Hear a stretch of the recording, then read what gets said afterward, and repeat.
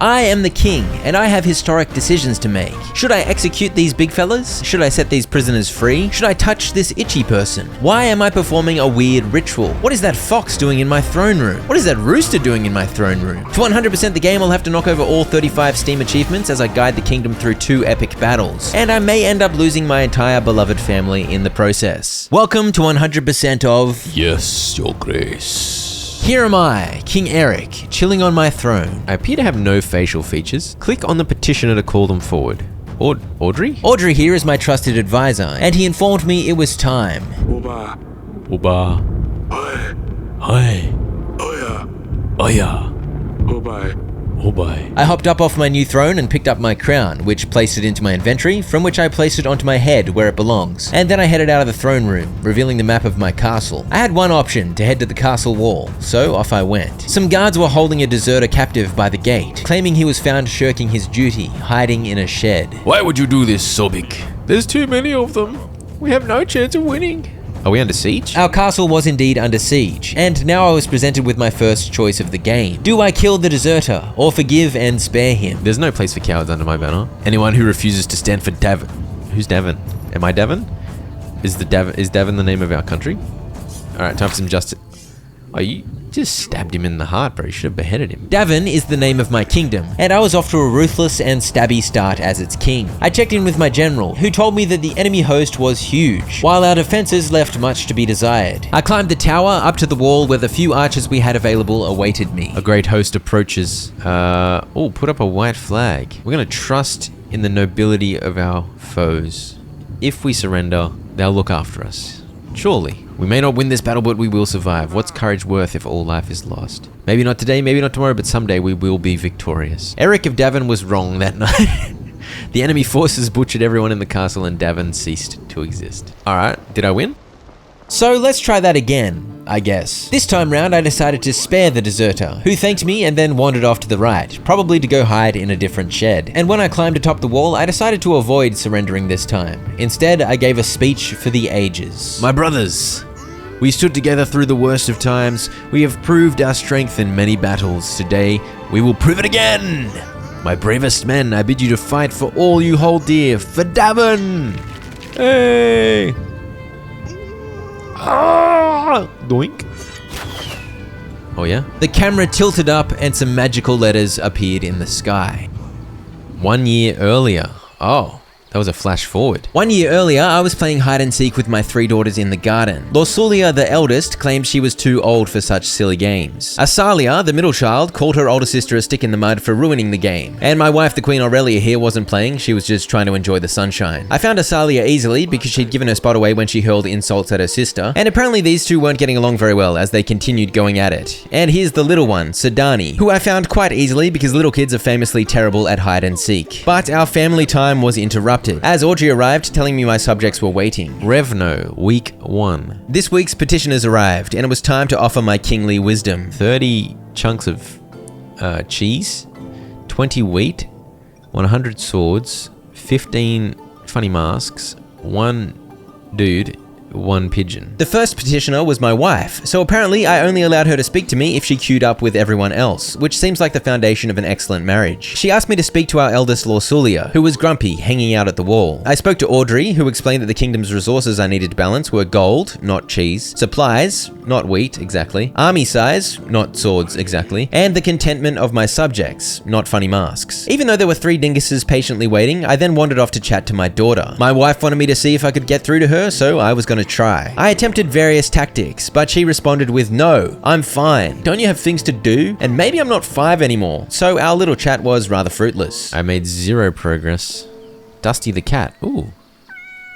Can pat Dusty the cat. After failing to overcome the impenetrable wall of uncooperative teenager energy, I paid a visit to my younger daughter in the gardens. I reminded her that she and Lorsulia used to be best friends. You mean, why is Lorsulia such a big baby? At this point, I decided to flee back to my throne room to deal with the rest of the petitioners, starting with a dungeon guard. Your Grace, I bring bad news. The recent rains have soaked through our roofs. The leaky roof was making some of our cells unusable and damaging supplies stored down there. So he stressed the importance of providing resources to fix the problem. You will see the required fixes in your weekly summary at the end of the week. And so the first of many issues was added to my archives, and my kingly duties began to pile up. Next in line, a peasant. Your daughter's wedding is coming up. Congratulatos. Don't have enough gold or supplies. That sounds like a you problem. We would only need 5 gold and 5 supplies. I've only got 30 gold and 20 supplies. At this point, I had no idea what I'd need my resources for, and this guy was asking for a huge portion of what I had. What if I needed it for something slightly more important to the integrity of the kingdom? I can't just start paying for everyone's wedding. You have my blessing, but I'm not helping. If I paid for old mate peasant's daughter's wedding, imagine how many old mate peasants would rock up asking me to pay for the DJ or the photographer or the pyrotechnics at their daughter's wedding. You know what I mean? Can't feed the guests with the king's blessing. Too bad, mate. Figure it out. This peasant had a more reasonable request. He was keen to build an inn so the people of his village had a place to relax after a hard day's work. I can get behind an inn because that'll actually be useful ongoing. And so I gave him 7 gold with which to build the inn and was rewarded with +1 contentment. Also, that dude had a funny voice.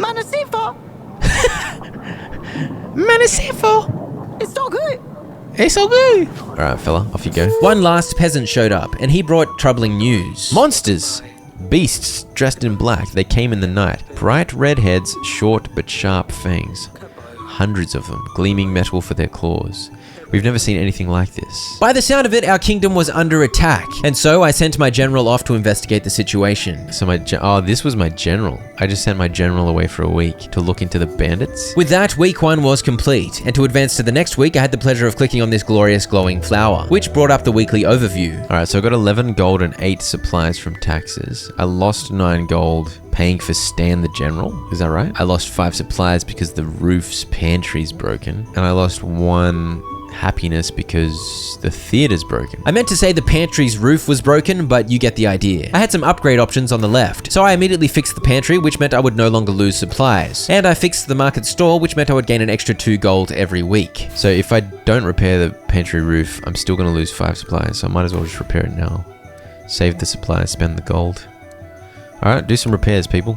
And so began week 2. My general Stan was first in line, and he informed me there'd been no sign of monsters on his expedition to the raided village, but he had captured this big bandit. Red head, sharp teeth. A crest of Rodovia? I thought you could only find them in books and old manuscripts. Your man is right, Rodovia is my own. And soon yours too, huh? So the monsters that had raided one of my villages were in fact Rodovian invaders, seemingly intent on taking over the kingdom. And now I had to decide what to do with this one my general had captured. Execute him. No mercy, I guess. Was that a bit aggressive? Audrey was perplexed, wondering how the Rodovians had gotten to our kingdom through the mountains. But regardless, it seemed war was looming, so he advised I seek to renew some old alliances to help us defend against the barbarians. Is it the Rodovians that attacked us in a year because I executed that guy? The next petitioner was my eldest daughter Lorsulia, and it was great to see I also made my daughters line up to talk to me, much like my wife. She told me my middle daughter Asalia had snuck out last night and attended a wedding. Basically, she was dibber-dobbing on her little sister, out of spite. Next in line, a peasant had lost his son. A really daft little boy, but still, geez. Speak kindly of your son. I offered the services of my general for the next 2 weeks, so off General Stan went to find the idiot boy. Next up was Etten, Lord of Brunker. His daughter had been kidnapped. I just sent my general to help find a son. If only I had multiple generals. I considered refusing, but ended up giving him 12 gold to pay the ransom. Go on, just take the gold, for goodness sake. And finally, I had this lunatic Pietro, who claimed someone was stalking him. Someone's following you?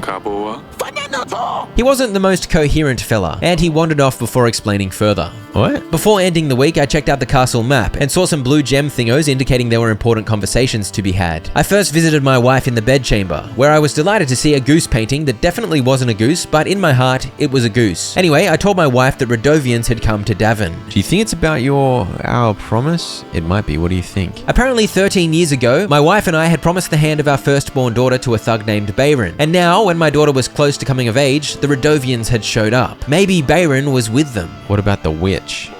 Do you remember the curse? I don't even want to think about this. Okay, so there was a witch's curse involved somehow too? How could we have promised our daughter's hand to a Rodovian? With a knife to my throat. I'm not sure what else we could have done. If Bayron ever shows up to claim our daughter's hand, hopefully no one will believe him. We just need to play stupid.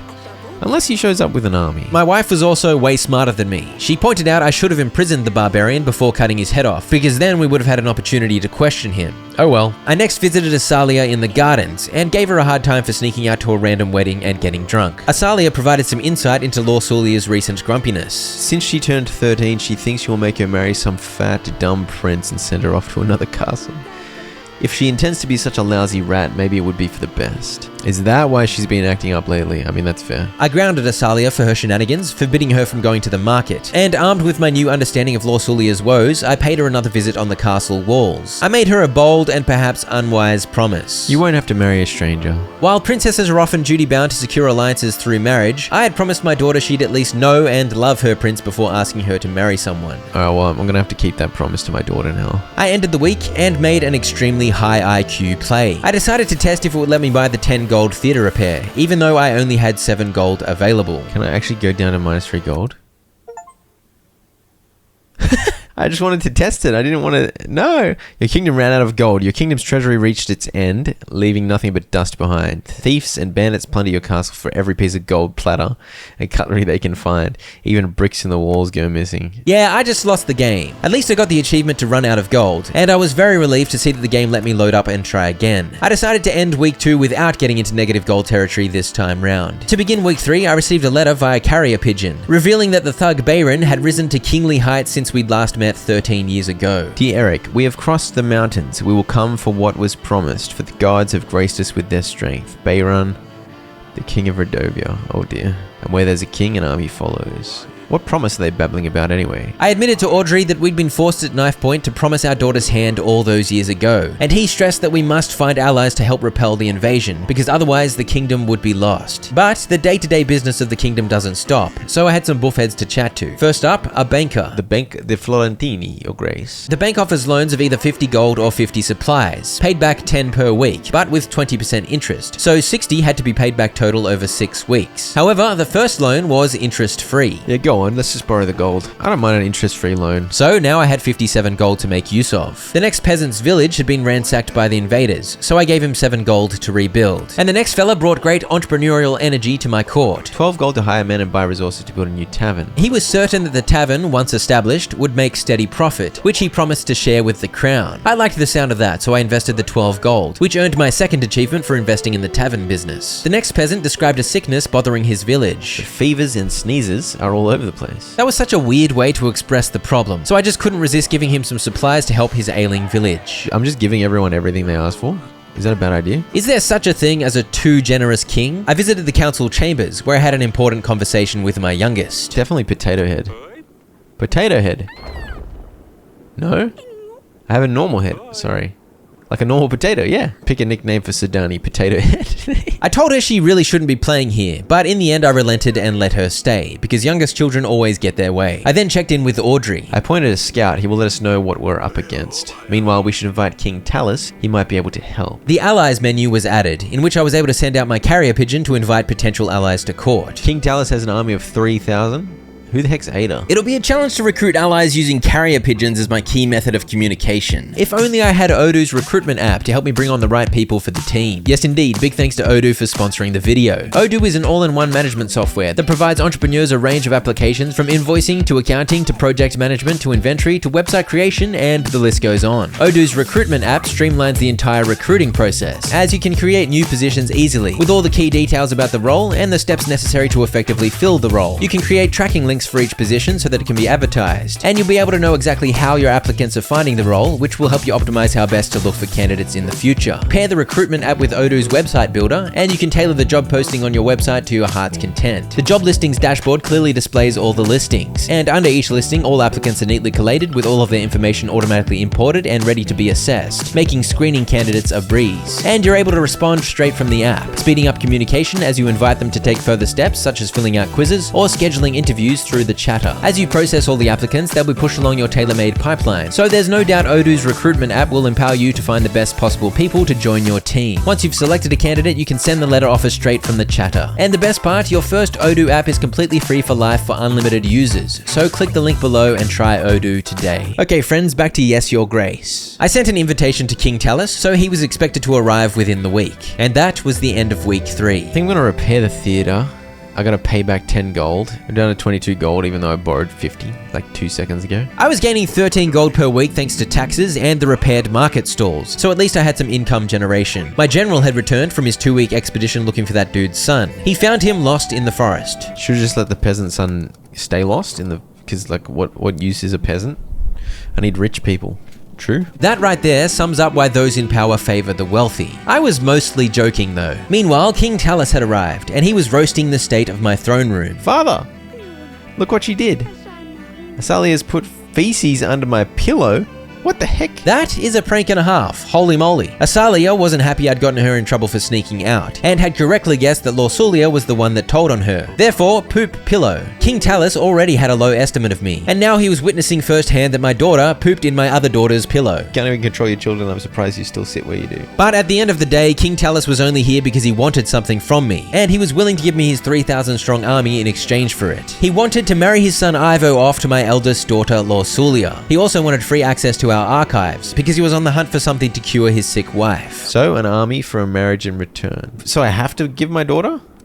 I told her I wouldn't. It appeared the game was going to force me to break the promise I'd given my daughter. I haggled a little and got him to pay my general's salary to spice up the deal. And with that, I had a new ally, and a significantly bolstered army. But at what cost? Should I invite Ada?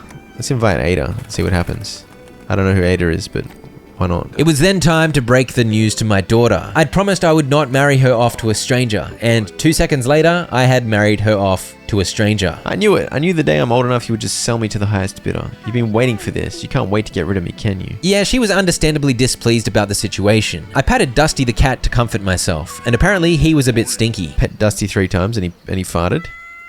My wife, in contrast to my daughter, was delighted by the arranged marriage, because her daughter was marrying a prince and not a barbarian, and she also understood how important the alliance was. Back in the throne room, Lord Etten showed up. This is the guy I gave 12 gold to pay for the ransom of his kidnapped daughter. The handover had gone smoothly, and he had secured her safety. He gave me 14 gold back. I'm pretty sure I only gave him 12. That's not bad. I love it when you make profit on a ransom. Later that night, Your Grace, Radovian forces have been spotted nearby. We should send our men to track them down. I ordered General Stan to head out and investigate the ever-growing threat of the Radovians. Speaking of General Stan, his 9 gold weekly wage was no longer listed on the weekly overview. That was thanks to King Talus taking care of it. Also, the option to buy flowers, fabrics, and to hire a band for the upcoming wedding had appeared on the left. I didn't purchase any of that for now though, because I still had a few weeks before the wedding day. To begin week 5, General Stan returned and informed me the Radovians had set up posts around the castle, and I was introduced to the map menu from which I was able to send out expeditions. I chose to send Stan back out to take on the Radovian camp in the east. Next up, Lady Ada, who I'd invited via carrier pigeon, arrived, and she asked for a favor. Apparently, a thief had been going around begging for help, and he'd scammed Ada and others out of some gold. She told me to keep an eye out for a man with a dirty cream apron, green shirt, and a hat. The next petitioner was the fella whose son I'd helped find, and as thanks, he gave me something delicious.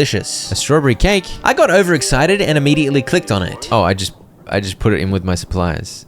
Only got 1 + 1 supply. I should have kept it. I could have pied someone in the face with it. Next up was the business-minded tavern fella. The tavern was now up and running, and he was here to offer me my share. A whole 1 gold every week. Can we say you must be joking? I want 3. 4's a bit crazy, but 3's good. I have no idea why 4 was a bit crazy. I just felt like 3 was reasonable somehow. I didn't push him too hard with 4. Because I'm a fair king, you know what I mean? Sedani was next in line, and she was devastated that Lorsulia would be leaving once she was married. She was also worried, if not more worried, about the fact that Dusty the cat would be leaving too. I don't know, but having 3 princesses for daughters might be the trickiest part of being a king. They took our cattle.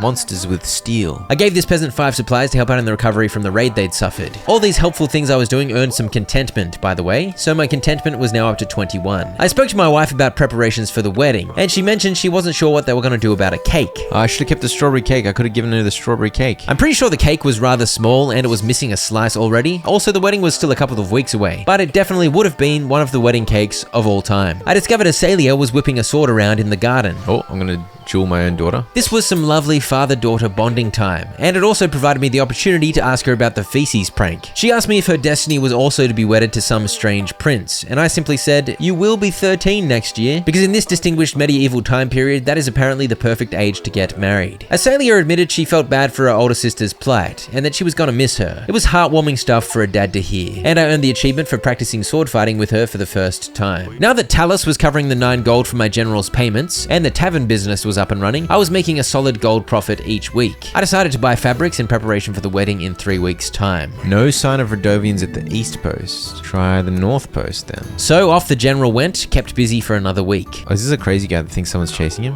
Who are you talking about? Pietro was convinced someone had moved his candles. This guy's just randomly rambles and then runs off. I gave my wife a few generous seconds of time. We were worried about Lorsulia, who was still locked away in her room after hearing the news of her upcoming marriage. Another village has been raided by Radovians. It seemed a village was being raided every week, and I had bad news for these guys. We don't have a general available. So I was forced to give them nothing, resulting in a loss of 1 contentment. What do you have there, merchant? This merchant offered the most dubious and unconvincing tonic ever described. He's clearly a snake oil salesman, but I'm kind of curious to see what it is. And that is how I wasted 5 of the kingdom's precious gold on some very useful medicine. Is the old mate still in here looking at the books? I got some dodgy medicine. King Talus found me exceedingly annoying, and when I offered him useless medicine, he raged at me. I guess that played out exactly how I expected. I thought he would want my medicine for sure. In the week 6 overview, I bought the wedding flowers for 15 supplies, and week 7 began with good news. The northern post had been crawling with Radovian scum, and most of them had been dispatched by the general and his men. The fella that started the inn with my contribution earlier returned to inform me it was a raging success, and offered to pass on 1 gold every week to the kingdom.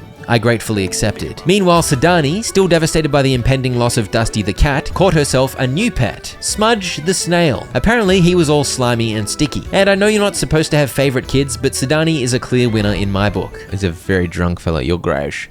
I have a small favor to ask of you.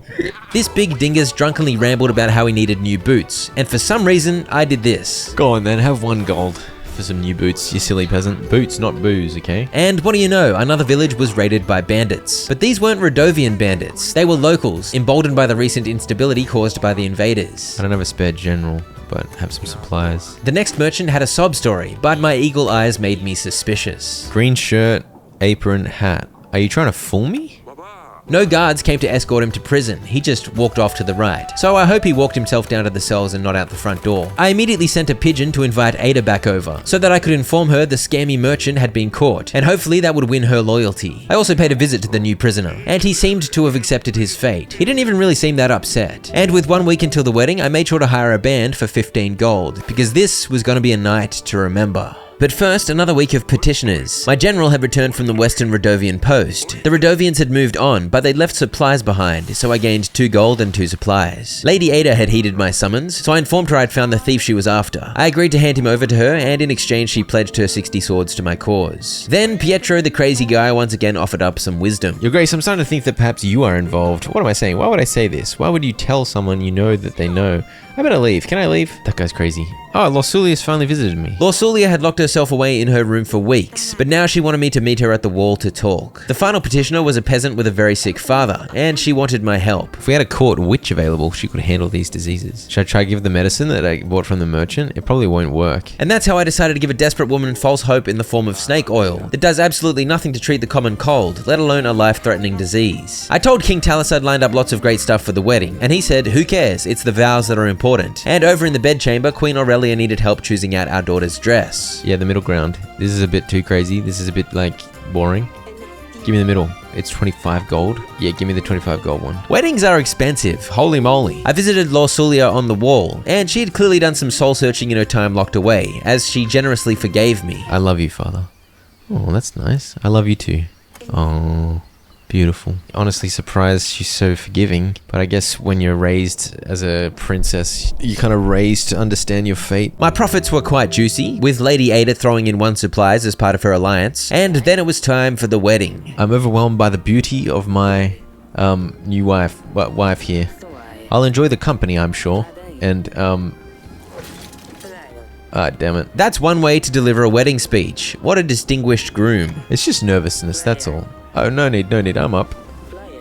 Like I said, company, my wife, yes. Here's to that.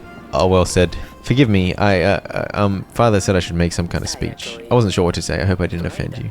Anyway, you look very pretty, Lorsulia. Triple dot. You got hit with the triple dot. That's like texting in the modern age, hit him with the triple dot. Oh dear. My wife and I tried to comfort our daughter regarding her buffoon of a husband, and then I had a chat to King Talus. This seals the deal, Eric. You get the army, I get full access to the archives. Deal. And the party went on. Everyone was busy eating fancy food, drinking the finest wine. The band was first class too. I looked for him everywhere. Don't worry, we'll find him, Sidani. The salad looks surprisingly flavoursome. What is it, a Calades recipe? The dress is not half bad. Didn't know they had such sublime taste. These snails are extremely undercooked. Pfft. Oh no, the big fella here ate Smudge the snail. What, snail? What snails? That's not part of the menu. Smudge! The party went better than anyone expected. Especially the old mate who got a surprise escargot. Listen, I think I've wasted I've spent enough time with the guests. I really need to get back to the archive, so if you don't mind, I will take my leave, Eric. Alright, off you go, mate. Talus, ha, your grace. Leaving so early? Toast, toast, drink at least one more with us. This wedding's off the hook, man. Will I get some peace after that? To the young couple. Until the ill-fated toast, that is. What? Did someone poison him? No, not the red wedding. Eric, do something. Help him.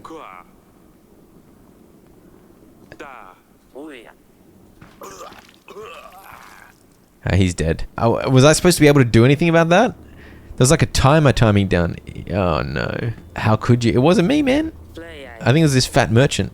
He was the one that said that he wanted to drink. Ivo took the crown, and in his grief he couldn't help but blame me for the death of his father. He didn't necessarily accuse me of the poisoning, but I was responsible for the hospitality of the house, and therefore he chose to withhold the armies his father had promised me. Eric, the King of Davin, you are responsible for Talus's death, unless otherwise can be proven upon a royal trial. Until then, Davin will not receive support from Etana. Okay, Losulia, pack your things, we're taking my father home. Wait, no, you can't do that. Your Grace, the wedding is over. The vows were said, the marriage still stands.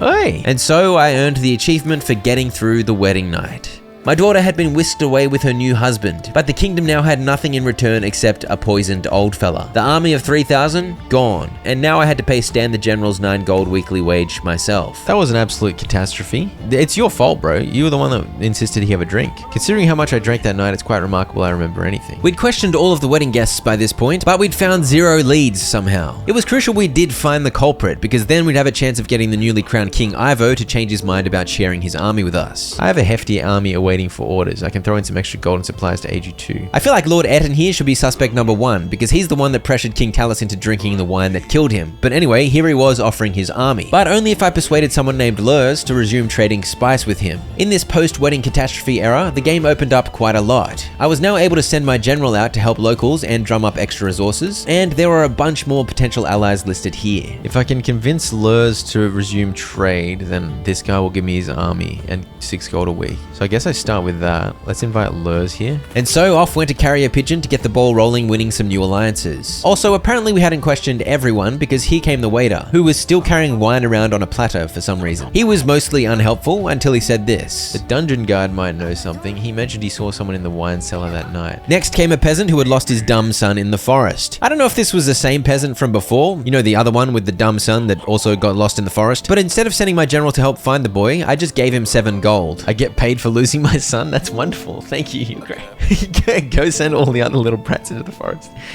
We're getting rich. This guy's found a loophole. Yeah, maybe I shouldn't incentivize abandoning children in the forest. But then again, I had foolishly assumed that guy had morals. Audrey had set up an evidence table in the council chambers. The evidence table is looking meager. This was for clues relating to King Talus's murder, but I'd have to actually find some first. How could someone eat smudge? I love how Sidani doesn't give a crap about the king who killed over and died in front of her. She's just sad about her snail. I then paid a visit to the dungeons, following the lead from the waiter. I questioned the guard. I thought someone no, but I have found this. It's some kind of tooth, I think. Well, that's a serious tooth.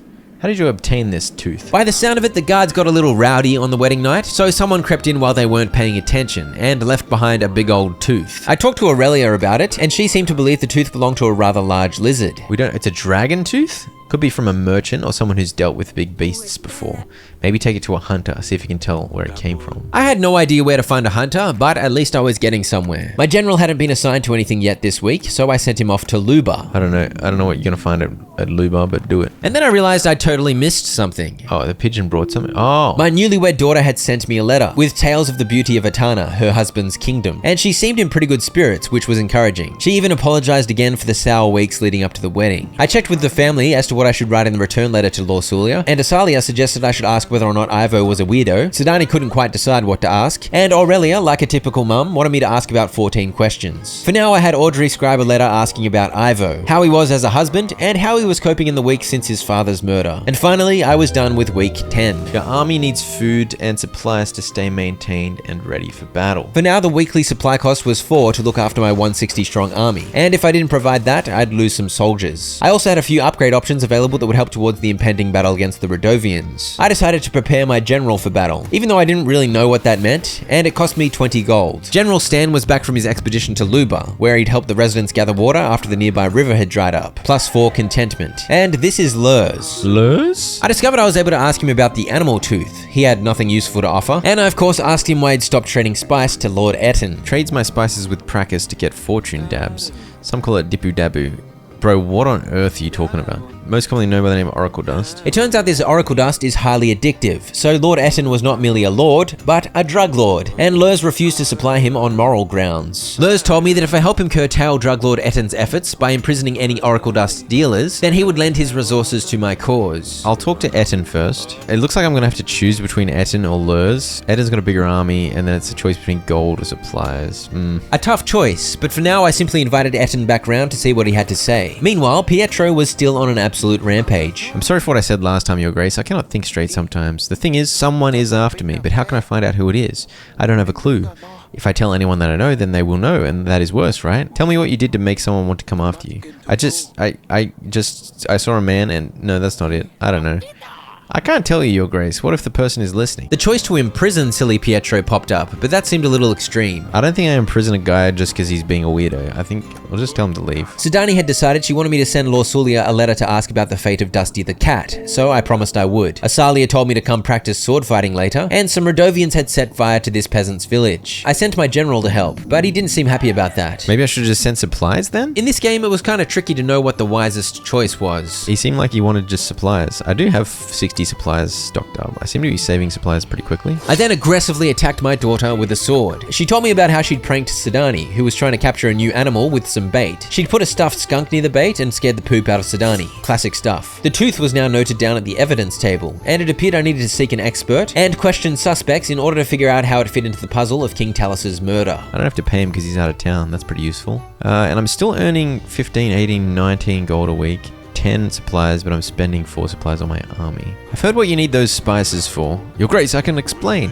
Oracle Dust is far from dangerous. As far as I've been told, it has medical use. That's what they told me about video games, but I've been addicted for 72 years and counting. It doesn't matter if you sell dust or not, it's going to get out to the people anyway. If we're the ones selling it, then at least we're the ones profiting. Absolutely flawless logic. I think I'm beginning to like you, Lord Etten. He asked me to help out by buying up any Oracle Dust so he could resell it, and in return he'd offer me his army and resources. Do I go on the side of a drug dealer? I don't think so. I'm not going to help you. Etten thought I might change my mind if he threw in his deadly and precise hounds, which honestly was a good deal sweetener. And suddenly, his memory had come back regarding the night of the wedding. But I did see someone in the gardens that night when I was watering the flowers. Were you weeing in the garden? If you haven't already, you might want to poke around in there. Okay. Well, I said I wouldn't help him, but then he offered some information finally. I proceeded to immediately forget about the hint he'd just given me because there were too many other things to focus on. Your Grace, may I introduce you to... The Stabber! Yes! Oh no. The Hedgehog! Underneath he has a velvet yummy tummy you wish you could just stroke and squish all day. On top he is a scary, stiff stabber. Yes, Sidani recruited a pet hedgehog somehow. What a little legend. I think my youngest daughter is an absolute lunatic. Your Grace, my village has been raided by bandits. Surprise, surprise. I don't have any general available. What am I supposed to do? How annoying. I can't help everyone. Let's invite Lena, because she's got the biggest army and the most resources out of all these potential allies.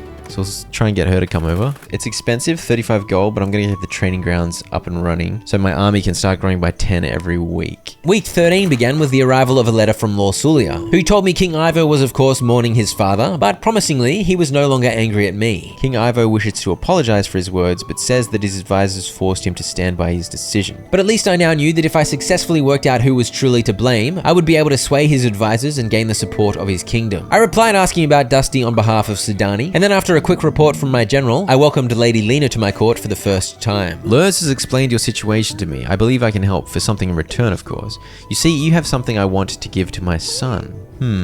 Someone, actually. In exchange, I'd receive her 300-strong army, as well as 4 gold and 5 supplies every week. Those resources were huge. Most alliances didn't offer both gold and supplies. Can I really give away my other daughter? She's like 11 years old. This is outrageous. Yeah, medieval times were crazy, but on the other hand, that was a pretty juicy deal. I told her I'd think about it, and she said the Radovians were not going to wait around for me to get ready before invading and murdering my entire family. And then she laughed. She makes a good point, and when you think about it that way, with so much on the line, I guess marrying off children to secure alliances is a matter of life and death. Next up, my favorite crazy guy. You've really gone overboard this time. I know it was you. Now everything is clear. I stayed in the woods waiting for 3 weeks, but now I know. I once again resisted imprisoning him and instead told him to chill his fiery boots. My door was open and my cat was gone. She wouldn't have left by herself. She's a cat, of course she would. No, that's a lie. Wait, why am I here? I better go now. This guy is definitely crazy. I think I should just keep letting him loose and see what happens. That, my friends, was a decision I came to regret. The banker visited next, and I was rather broke with the sad 7 gold to my name, so I took his loan for 50 gold. This time, I'd have to pay off 10 gold interest, paying back 60 gold over 6 weeks total. But I figured it was worth it in order to have some cash to splash. Asalia was next, sweeping the corridors after her mother had gotten her in trouble for a reason she refused to disclose. And next in line was the leader of the Cult of the Trees. In the middle of the forest, we have a sacred oak, and because of all the recent rains, the area around it has flooded. I think I helped the weirdos. 12 gold. Hopefully the weirdo tree cult will be good allies to have. The next fella was a merchant who hinted he had delicate merchandise for sale. I told him to tell me more, and he offered some oracle dust for 7 gold a bag or 12 for 2. A cracking deal. Great marketing using the twofer trick, but I am a man of integrity, so I sent him to the dungeons. Get arrested, dingus. I take a firm stance. The monarchy's stance on dust is firm and brutal. Can I talk to Asalia about her marrying some dude? I chatted to the wife about Asalia. She'd gotten in trouble because she convinced her servant to practice sword fighting with her, and then nearly cut his head off. And I also asked about giving her away to Lady Lena's son, but we ultimately agreed we couldn't bear to lose another daughter just yet. I then decided where to send my general. The general's going to Kasky to stop some of the dust trade, and I've already imprisoned a dust merchant, so I'll invite Lurs back and he should become my ally. Thanks to the training grounds, my army had grown by 10, but that also meant my army upkeep had grown, and between paying my general and repaying the bank, I was making precisely 0 gold per week at this point. Got more mail. The craft will flourish, no man can stop. In the middle of the night we shall meet, for the dust spreads fastest in the sandstorm. Excuse me? That riddle appeared to be about dust, and speaking of dust, my general was back from the drug raid. The situation got pretty hot. It wasn't possible to avoid bloodshed. Nonetheless, we have secured Lord Etton's dust wares. Lurs is here. I have so much to tell you, Lurs. I gave Lurs the secret message riddle I'd just received, and I told him that I'd imprisoned a dust dealer, and that my general had seized Lord Etton's supply, so we'd successfully slowed down the sinister dust. Unfortunately, there's a small problem in the way. The problem was, Lord Etton was obviously still not buying Lurs' spice, and Lurs needed to make money somehow. I can hardly make a coin now. That's why I had to start trading with Radovians. Oh, for goodness sake, man. As a general rule, I'd prefer if my allies did not trade with our invaders. Your Grace, the bottom line is I need gold, otherwise I won't be able to sustain my armies. The only other option I see is if you bought the spices from me. If I buy the spices from him and then sell them to Etton, and then just play both sides? I think that would be the most shrewd play, but I guess I really hate oracle dust, because this is what I decided. Just sell the Radovians their goods, man. What could go wrong? It probably will be a terrible decision. Oh no. I was filled with instant regret, but on the other hand, so what if my enemies have some spice? It wasn't ideal though, and here came more bad news. Pimps had invaded the tavern. The tavern's turned into a brothel. The tavern I'd invested in was in absolute shambles, and the profits were being hijacked. Alright, I'll send my flaming general. I need my tavern money. But until the general cleared out the riffraff, there would be no more tavern money. He's not gonna make income for me now. Bro, I'm screwed. And guess what? Even more bad news regarding Pietro this time. He jumped down from a bridge into the river. Some children found him floating past a village. They got quite scared. Oh my gosh. This was the note he left behind. I don't know who it was that kept following me, and I cannot take living in fear anymore. I hope you are happy now that I am gone, whoever you are. I should have imprisoned him for his own safety. No, Pietro, you crazy goose on the loose. Oh no. Your Grace, I come to you with a special request. To turn Stabber into a prince, I need to lift his curse. After an absolutely terrible week 14 on the throne, at least my youngest daughter knows how to cheer me up by asking me to help her turn her pet hedgehog into a prince. A piece of gold to make the hedgehog rich. Of course. Lock it in. You're gonna need to find a black rooster with a saddle. Bro, I can't believe Pietro's dead. This is outrageous.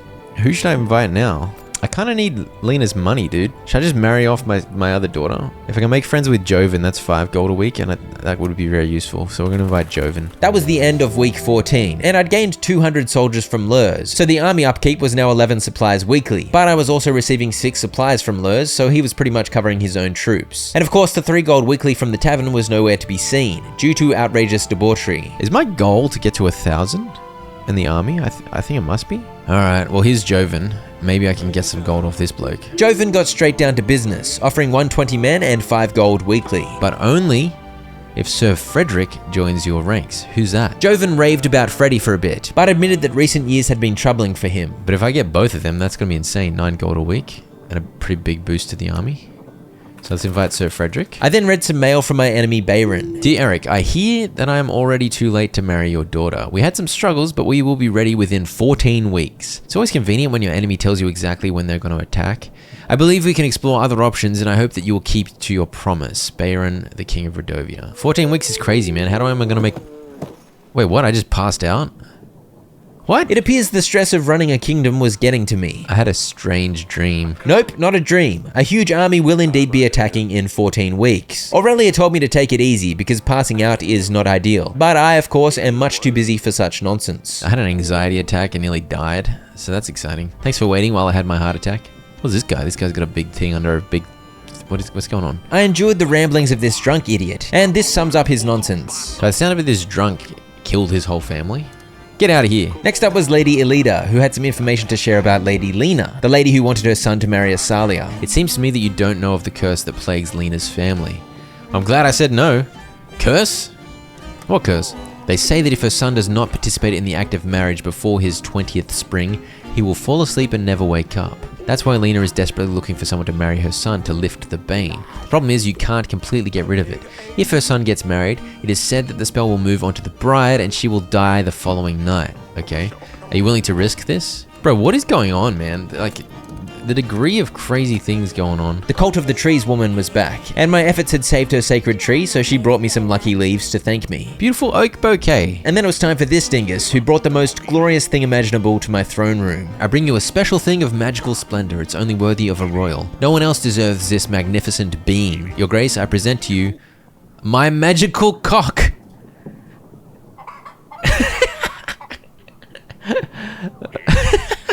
Don't let your eyes fool you. This ain't a regular cock, Your Grace. This cock has been enchanted. It can tell a lie from the truth, Your Grace, and when it senses a lie, it will voice its disapproval. I believe it would be a real asset to your throne room. It will help you lead better than any advisor. See, I'm no liar, the cock stayed quiet. How can I be sure this thing works? I told the rooster a lie and it cock-a-doodle-dooed, so that was enough for me. I think the world of this game has like magical stuff in it, but does it have magical lie detector roosters? Who cares? Give it to me for 16 gold. A bargain. Alright, I spent 16 gold on a rooster. And that was an achievement well achieved. Cuckoo! Sudani was very keen to get a rooster wearing like a saddle or something, so... It's actually so exciting. I bought you a rooster, dude. After giving Stabber a pet, which ended with me getting stabbed, of course, I invited Sudani to the throne room so she might admire the glorious rooster. That was the end of week 15, and it was rough because not only was I wasting all my gold on rooster scams, I was also losing gold every week. I need these alliances to come through. Desperately. To begin week 16, Old Maid Advisor hit me with a cheeky piece of advice. Considering last week's incident, perhaps we should think about securing an heir. Why, just because I passed out? I've got 3 daughters already, but I promised Audrey we were trying. It wasn't awkward at all. I guess it has to be a male there. I want to give the kingdom to Sidani. She's a little gangster. At this age, it's not so easy anymore. General Stan returned to let me know he'd kicked the pimps out of the tavern, which was great news. Hopefully the tavern keep will return with regular payments soon. All right, Frederick's here. Come on, please. At your service, your grace. I'm looking for allies. But of course, before Freddy would lend me his support, I needed to do something for him. He boasted about how he'd suffered many scars in many hard-fought battles, but Noxie has no such scars. Yet he apparently claims all sorts of glory. Noxie is a deceiving liar, and I ask you to help me prove it. I've got a rooster lie detector, bro. Noxie the Dragon Slayer, he calls himself. Freddy asked me to lay a trap for Noxie to prove that he lies about his accomplishments. I immediately invited Noxie to court so that I could get to work on that. When I prove that he's an idiot, Frederick will join me, which means Joven will join me, which means I'll suddenly make 9 gold extra per week, which is going to be huge. I've lost my only and beloved pig. She means the world to me. I've heard that you pay gold for the ones that we have lost. Is there a chance that you could help? I actually feel quite sympathetic about the pig, so he can have 5 gold. What am I doing, bro? I'd been stressing about gold, and 5 seconds ago, I was strategically trying to figure out how the heck to make more gold. And suddenly, I was paying someone because their pig got lost. You know why? It made me think of the movie Pig with Nicolas Cage, and I love that movie. That's why. Your Grace, our village was on fire last week, and you helped us. The general arrived just in time. The chapel started to catch fire, but we managed to save it. I just wanted to bring the greatest blessings to Your Grace. We are forever in your debt. Oh, he's a liar? My lie detector chicken? I really wanted to believe that the rooster was actually a lie detector, but clearly that was just a random rooster noise. Asalia invited me to sword practice in the gardens again, and then it was time to show Sidani the glorious rooster. A rooster? Sidani was delighted because she obviously wanted to put a saddle on him so Stabber could ride him, and so the rooster was removed from my throne room. I needed him there to be my lie detector. What's going on? I paid 5 gold for a pig. Some guy lost his pig, who cares? Apparently Sidani was having trouble getting Stabber to ride the rooster, so her next goal was to send Stabber on a mission, for some reason. Send Stabber on a mission so he can prove his princely worthiness. What's going on here? Who's Maya? Maya is a friend Asalia met when she snuck out to that wedding a few months back, and she had a suspicious accent. What's your accent, Maya? She didn't seem too convincing in her answer, but in-game me wasn't as suspicious as real me. You look like you might be a Radovian. If I had it my way, I would have beheaded her on the spot, but my only options were to tell them off or let them continue. I didn't want to spoil the fun, so I left them to it. Okay, my general is actually free for once, so I'm gonna send him out to one of these places. Go to Walomi. So I can always take Stan off 1 week if I need to save 9 gold, so we should be okay.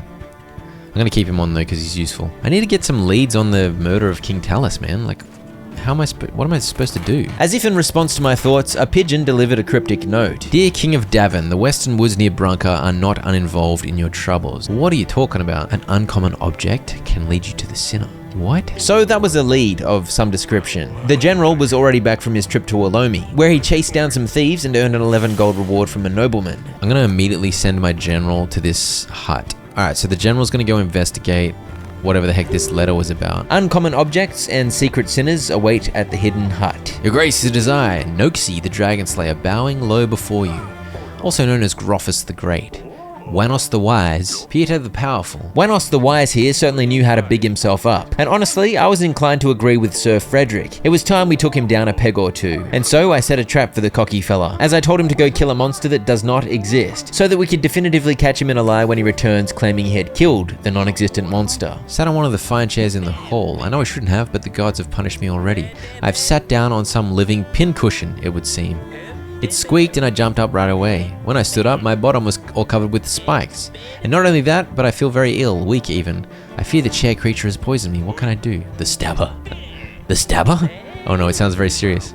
I'm not sure what we can do here. It sounds like this idiot sat on Sidani's hedgehog, the Stabber. Out of nowhere, a witch appeared, capable of brewing potions, magical silly willies, and healing. I employed her on the spot, as she said she just wanted access to the library and a roof over her head in return. She wandered off with that dingus to help him get the hedgehog spikes out of his butt. Huge. Unlock the witch. This peasant informed me the Radovians had attacked his village. I don't have a general available. I can give you 18 supplies. I've actually got 91. It's piling up, so go on, have some supplies. He was not pleased that we just gave him some food and told him to hide, and he was rather bold in his protests. The battle is coming in 12 weeks, mate. Just chill. And finally, this bloke offered the services of his mercenary crew. 22 men for 16 gold. But I was struggling financially, so I told him no for now. I invited Lady Lena to visit again next week, so that I could ask her about whether Lady Alida was telling the truth about her son's curse. And I made a very juicy discovery. Oh, I can send a witch to go explore.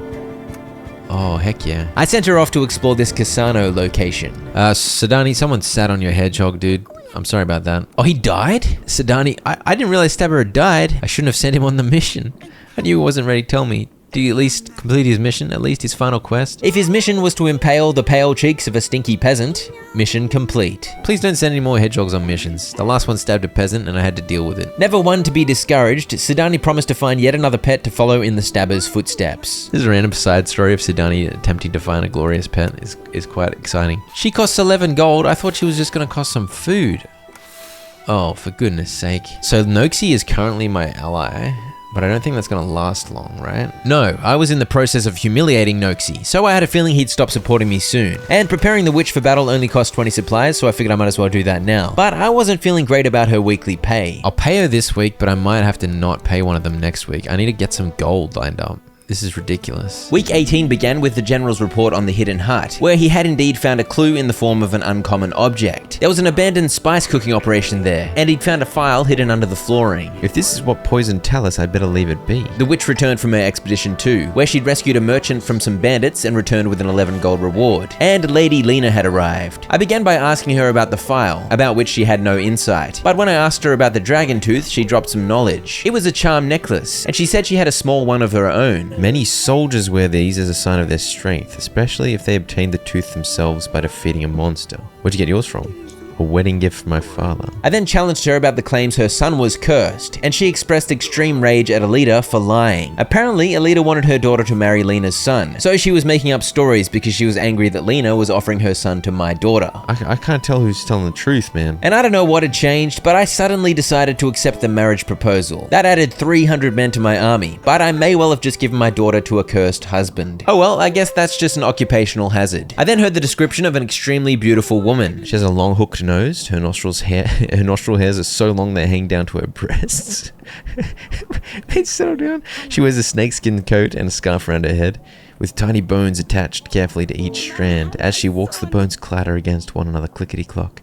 Clickety-clock. Obviously, she was talking about your mum, a hag who lured hopeful fools with tales of eternal wisdom, and then ate them. She also leaves old chicken legs on our doorsteps. I draw the line at old chicken legs on the doorstep. That is unacceptable. So I sent my general to her village to guard against the hag. Your Grace, more and more people gather to pray. We can't fit everyone in the barn no more. Apparently, this fella's god would bless the fields and protect the people if I helped out. So I sent my witch to lend her powers to the barn church, which seemed a better option than handing over most of my gold to the bloke. I paid a visit to the evidence table, where the file had appeared as an official clue, and thanks to Lady Lena's insight, I had some info plugged in regarding the dragon tooth. Clearly, I am a medieval Sherlock Holmes. And I was free to invite whoever I wanted this week, so I chose someone completely new. Let's invite Violet.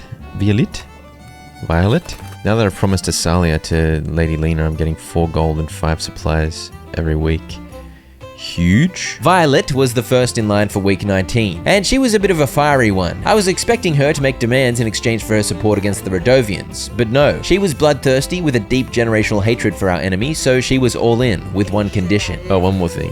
My deal is off the table if you ever help any of these dogs. Make no mistake about that. I let Lurs trade with the Radovians, so hopefully she doesn't find out about that, because I think she won't like that. Suddenly, my army was up to 1,060, because Lena had added 300 yesterday, and that was another 150 from Violet. But next in line was the so-called Dragon Slayer. He claimed he had killed the made-up Lichaj, which was obviously impossible, and to prove his deed, he threw a whole dang deer head at the foot of my throne. Mate, that is not a Lichaj, that is a deer. Out of nowhere came Sir Frederick with the gotcha, and so Noxie was made the fool, and he admitted his tall tales were of course made up, but asked what harm was there in a little exaggeration, and then he hit me with some insight into Sir Frederick's shortcomings. Problems with rum.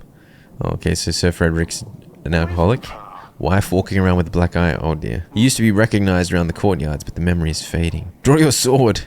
Let's see if you're more than just a trickster. I decided to do nothing and just wait to see if these idiots ended up sword fighting in my throne room. Sadly, they did not, because they are both blustering idiots. And now I had a choice, and obviously lying about killing dragons isn't as bad as abusing your wife. But of course, Sir Frederick was going to be a package deal. If I brought him into the alliance, I would get Joven's support too. And so I chose to lose the support of Noxie, but gained the support of the disgraceful Sir Frederick. There are really almost no good choices in this game.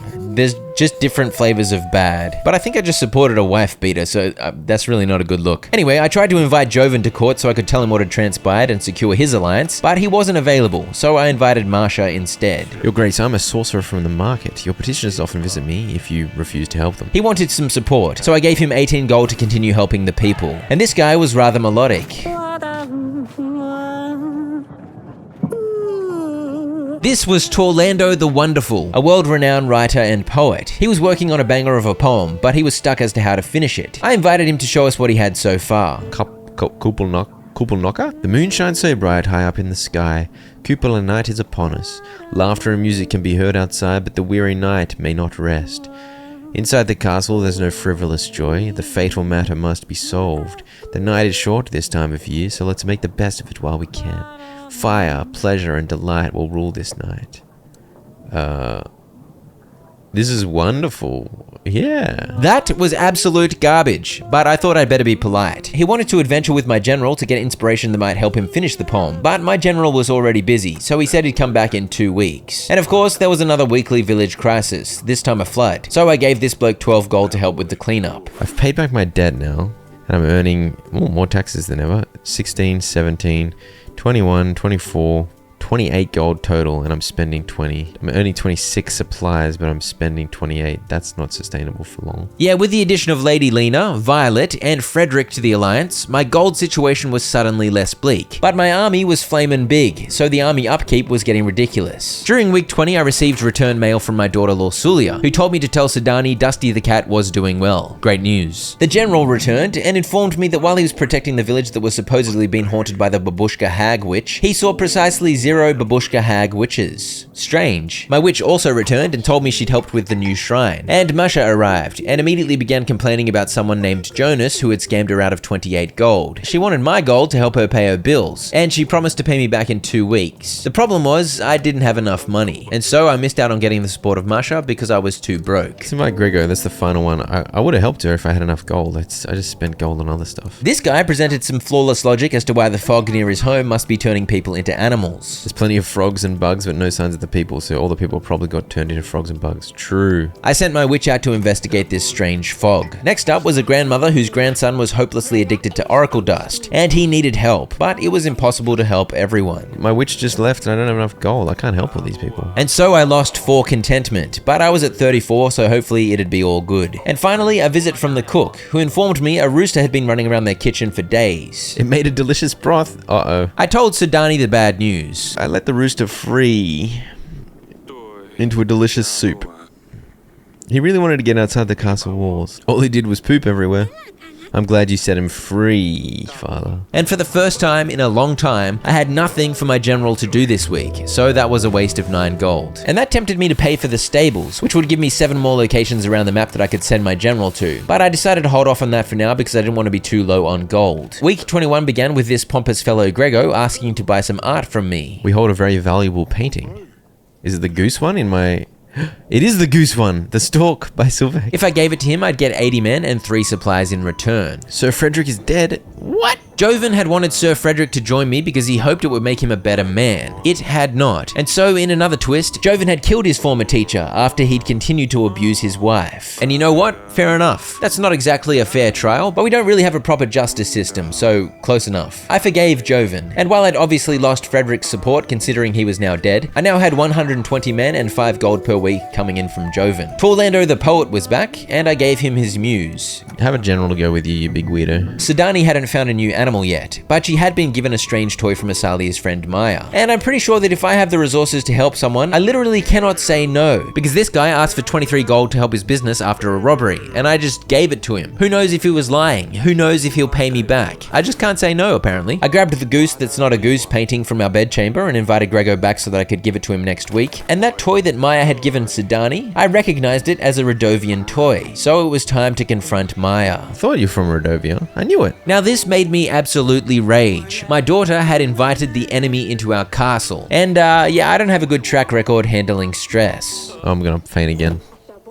Goodness sake. It's all good, I'll just sleep it off. While I was out to it, my wife decided not to kill the Rodovian girl, as she was just a child, but instead banished her from the castle. But overall, things seemed to be going from bad to worse. And so Aurelia brought up the curse that had been alluded to at the beginning of the game. The curse that a witch had placed on us 13 years ago, at the time when we promised our firstborn to Bayron. Break your promise and you shall be punished. Your kingdom will be fertile, but you won't see a successor amongst your offspring. Bayron was just a bandit 13 years ago, but now he was a king with immense power. Aurelia was convinced he had been raised to prominence thanks to the power of the witch that had cursed us. How else could he become a king? How else could they threaten war? How else that he couldn't have a son? She promised to look into the curse, and as for me, I figured I'd better have some difficult chats with Asalia. Firstly, she apologized about Maya, but she made some good points. Just because some Rodovians are bad, it doesn't mean they're all bad. And then the truly difficult conversation came when I told her she was to marry Lena's son. She didn't like that, and she told me she hates me. Oh dear.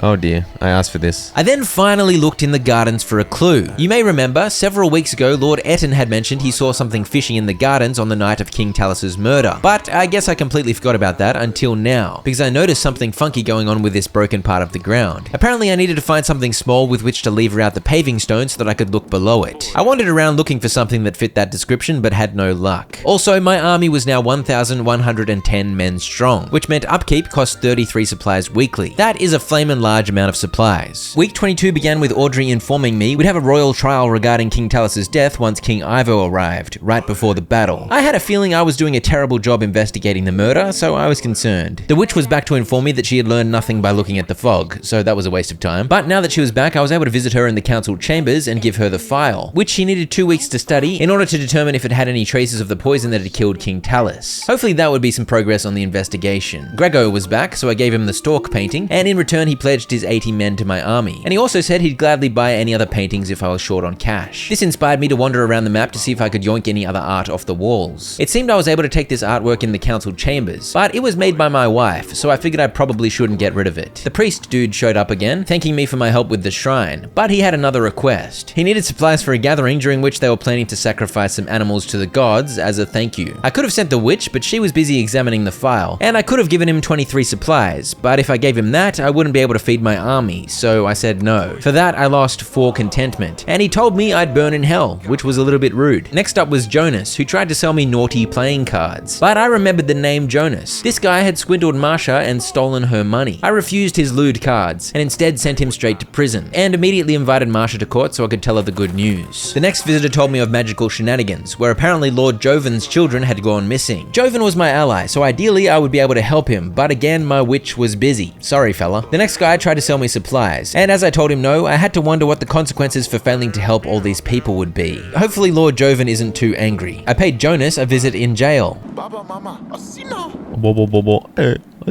And my economy issues had officially reversed. I was doing okay gold-wise, but my supplies were being aggressively chewed up by my enormous army. I paid for the stables upgrade, so that I'd be able to use horses to search 7 additional locations nearby. General Stan was back from gallivanting about with Torlando the poet. However, it seemed Torlando had some strange techniques. He asked questions about your underwear? What the heck? Marsha showed up, and I told her Jonas the cheeky noodle was in my dungeons, and she was rather pleased to go claim him. 7 gold and I just got her swords as well. My army's huge now. Lady Ada also showed up to warn me about Grego. He buys these beautiful artworks and then burns them. What the heck? Yeah, Grego wanted to be the best artist in the world, so his strategy was to burn all the competition. Kind of genius, actually. Why is every single person in this game an absolute lunatic? The woman from the Babushka village was back, and she claimed the hag had sent men on horses to force the children of 3 villages to eat heaps of food. I suppose to fatten them up into delicious morsels. The red horse is in Oborka, the black horse is in Jablonka, the white horse is in Belka. Honestly, this is just getting stranger and stranger, but those locations were now on my map, so I could send my agents out to deal with the colourful horses. I sent my general straight to Jablonka, and I'd like to introduce you to Sidani's new animal friend. Hissa.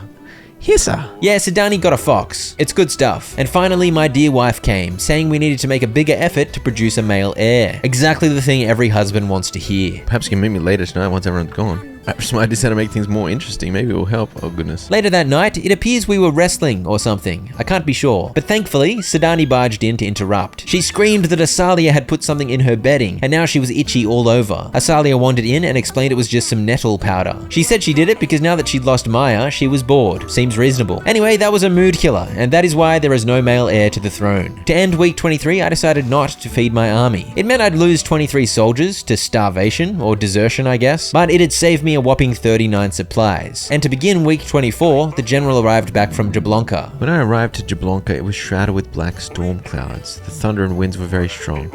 It's strange because there isn't a drop of rain anywhere else. I dealt with the man on the black horse. He was acting very oddly. He was shouting words in some foreign language. That sounds less like the work of a hag and more like a foreign invader. But what's with the storm? I immediately sent the general back out, to Oborka this time. And after 2 weeks of chemistry experiments, the witch had her report. The substance in the vial matches the poison used on Talus. But what was the file doing in the random hut near Brunka, the home of Lord Etten? It's safe to say I was a little suspicious of the big fella. This next peasant caused my contentment to leak even further, as I had no general available to help him deal with bandits. After reaching 38 earlier, the contentment of my people now sunk back down to 26. And this woman offered to read my future, but apparently I was having none of that. I'm not interested, go away. I spoke to Asalia about her nettle powder prank, and high-fived her because it was hilarious. And then she mentioned that something sharp and thin might get under that paving stone next to us, which sparked a memory. I'd noticed some sewing stuff in our bedchamber way back at the start of the game. Sure enough, that was the solution. I shoved the needle in the crack, pried loose the stone, and found a letter. It has a map of the castle that reads, "Find wine in the cellar. Mix it with 7 drops of the substance in a glass. Be seen by no one." It looks like an instruction letter, decorated with some flowers. We don't usually decorate our letters, it would be too costly. Maybe we can trace those drawings to the person who has written this. So a letter to the killer was written on fancy flowery paper, a solid clue at last. Aurelia suggested I ask General Stan if he knows of anyone who decorates their letters with such finery. My witch was still free for the week, so I sent her off to investigate Belka. And for the first time ever, there was no real urgent reason to invite someone in particular, but I figured I should invite Noxie, to see if I could convince him to be an ally now that Frederick was dead. I'm making 27 gold and spending 20 every week, and I'm making 27 supplies, but I'm spending 39. I can't afford that.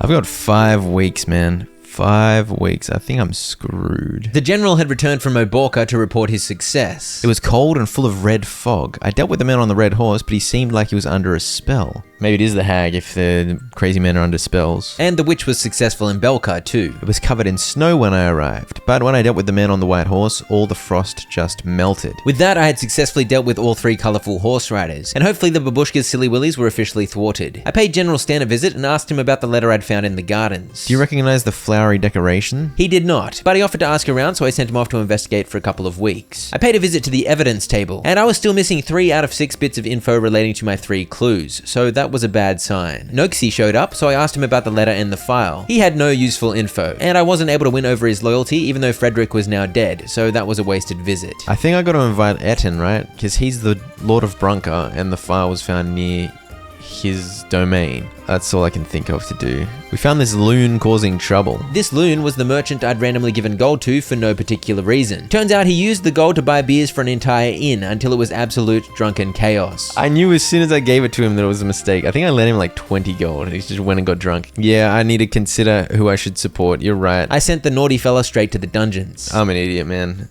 I wasted so much gold. This peasant's village was suffering severe weather, so I sent the witch to help. Oh, if that's 4 contentment, that's good, because I was getting low. And this guy was a baker, but he sold some oracle dust on the side, and because of that side hustle, he'd gotten tied up with some criminals and he was in trouble. No, I'm not helping you, bro.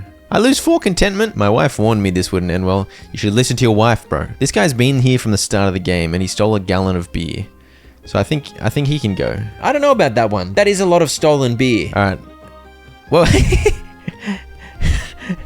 The fox is loose. Alright, Lord Etten, please tell me you've got some useful information. Yeah, nah, he didn't have much to offer. I'm not exactly sure what I expected. It's not like he was gonna suddenly confess to murder. The people with the diamonds might have information. I'm running out of weeks though. I've only got 4 weeks left. I'm screwed. I chose at random and invited Joven for questioning. Your Grace, the bandits ruling over our village slaughtered half of us when they found out we tried seeking help from you. Yeah, I gave gold to a drunk idiot, but I didn't help this dude's village and now half of them were dead. He was just here to tell me how useless I am. I would have helped you if I had resources at the time, dude. I'm sorry. This bloke informed me an entire town had disappeared. But guess what? I wasn't able to help because my witch wasn't available. I can't help any of these people, bro.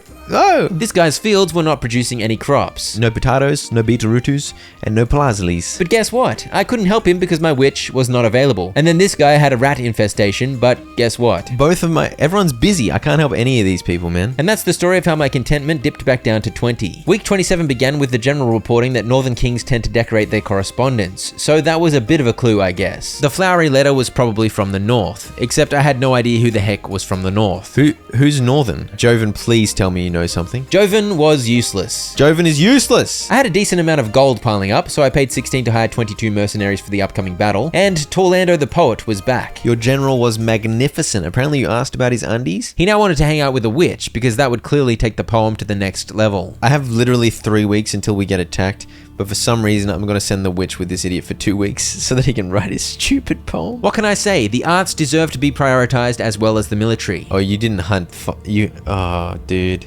No. Not Hissa. What happened to the Hissa? This hunter understandably thought the fox hanging out in the castle was probably not supposed to be there. The Hissa was here on a very important mission. Yeah, so another of Sidani's pets died. But on the plus side, I employed the hunter, so I now had 3 agents to make use of each week. The hunter might know something about the tooth, dude. Oh, there's an achievement at least. We got the hunter. Yes, indeed. Finally, some more info about the tooth. Maybe a griffin or a dragon. I've never seen such a thing, your grace. And so I sent him off for a week to investigate. He's only going to take 1 week. Good, good. We then had a touching memorial service for the Hissa. You're leaving a deep hole in my heart. I will miss you forever. I hope you rest in peace. Rest in peace, Hissa. My general was free, so I sent him to a random village to see what he could find. And I feel like it's a lucky dip, man. With 3 weeks left to go, I'm gonna invite Lurs and ask Lurs. I don't know, dude. Okay, we can prepare the hunter to be ready during the battle. That'll be useful. At the start of week 28, Audrey hit me with this. The trial is next week. No! Well, the battle is happening at week 30, and you can't exactly have a trial while a battle is happening, so I guess that makes sense. Father, I don't have time to explain everything. I know you're not responsible for Talus's death, and I think Ivo knows who poisoned his father. The atmosphere is very tense. Ivo and his advisors are talking behind my back. They wouldn't let me stay with them and always send me back to my chambers. I've heard Ivo say he has some kind of plan. I can't wait to How does a letter get cut off halfway through? That doesn't make sense. Because whoever interrupted her just wouldn't let her send it, right? Either way, that was a concerning development. Maybe Ivo hadn't forgiven me after all. I had some small good news. General Stan brought back some supplies from his adventure. And even more good news, the hunter learned some useful info about the tooth. It appears to have come from an Ala demon, a female dragon who lives in the ancient forests of Caladur. Whoever lost it must have been an adventurous person. Who's adventurous? Noxie? But Noxie's like fake adventurous. Oh, I don't know, dude. And more good news. Lurs actually had some info about the file. The file looks like the ones you can buy in Atana. Atana was the late King Talus's kingdom. So this got Lurs talking about the dead king's relationship to the drug lord Etten. Before he passed, may the gods have him in their favor, he turned down Etten's alliance when he found out what he was up to. He was fuming when Talus had his guards kick him out of the castle. Okay, that's information. So the file was found near where Etten lives. Talus and Etten didn't get on well. Etten was angry at Talus. So yet more evidence was mounting against Lord Etten. But in fairness, none of the evidence was really conclusive. The sacred oak was dying again because Volos had escaped underground and the god of thunder was trying to fight him by sending thunderstorms. That sounded like a fever dream to me, but I sent the hunter to sort it out. Eric, I have important news. Oh, that was 5 contentment, so that was good. I have important news. I wasn't sure and I didn't want to jinx anything. I think it must be around 14 weeks. Oh, we're pregnant. What?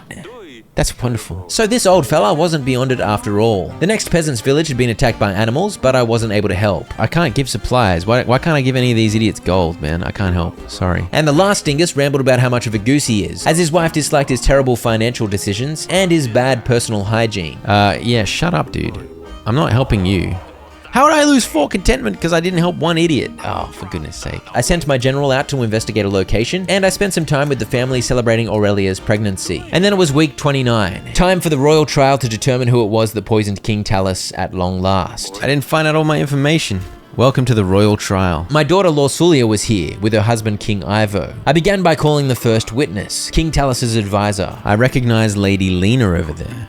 She visited our castle not long before the royal wedding and threatened King Talus. She said her son was supposed to be the one to marry Lorsulia, not Ivo. She said that if the wedding were to go ahead, she would come for Talis and his family. The next testimony was from Talis' castle guard, who threw an accusation the way of good old Noxie. Apparently, Noxie's lying ways had caused Talis to get into a fight with him one time. Noxie was enraged, claiming he wasn't a fraud and that he would show Talis. And finally, a peasant from Brunker, but he had no evidence, except to claim that Lord Etten once urinated all over his grape flowers. He is not a nice man, your grace. I'm convinced it was him who poisoned Talis. It was then time to refer to the 3 pieces of evidence I'd collected during my investigation. The animal tooth pointed to Noxie, since he was the adventurous type, except he was fake adventurous. But I guess he could have bought the tooth. He must have worn this charm around his neck as one of his storytelling props. This animal tooth was found in the wine cellar. This is where Noxie could have poured poison in our wine. Noxie admitted he'd been to the wine cellar, but not to poison wine. I was just looking for a quiet place.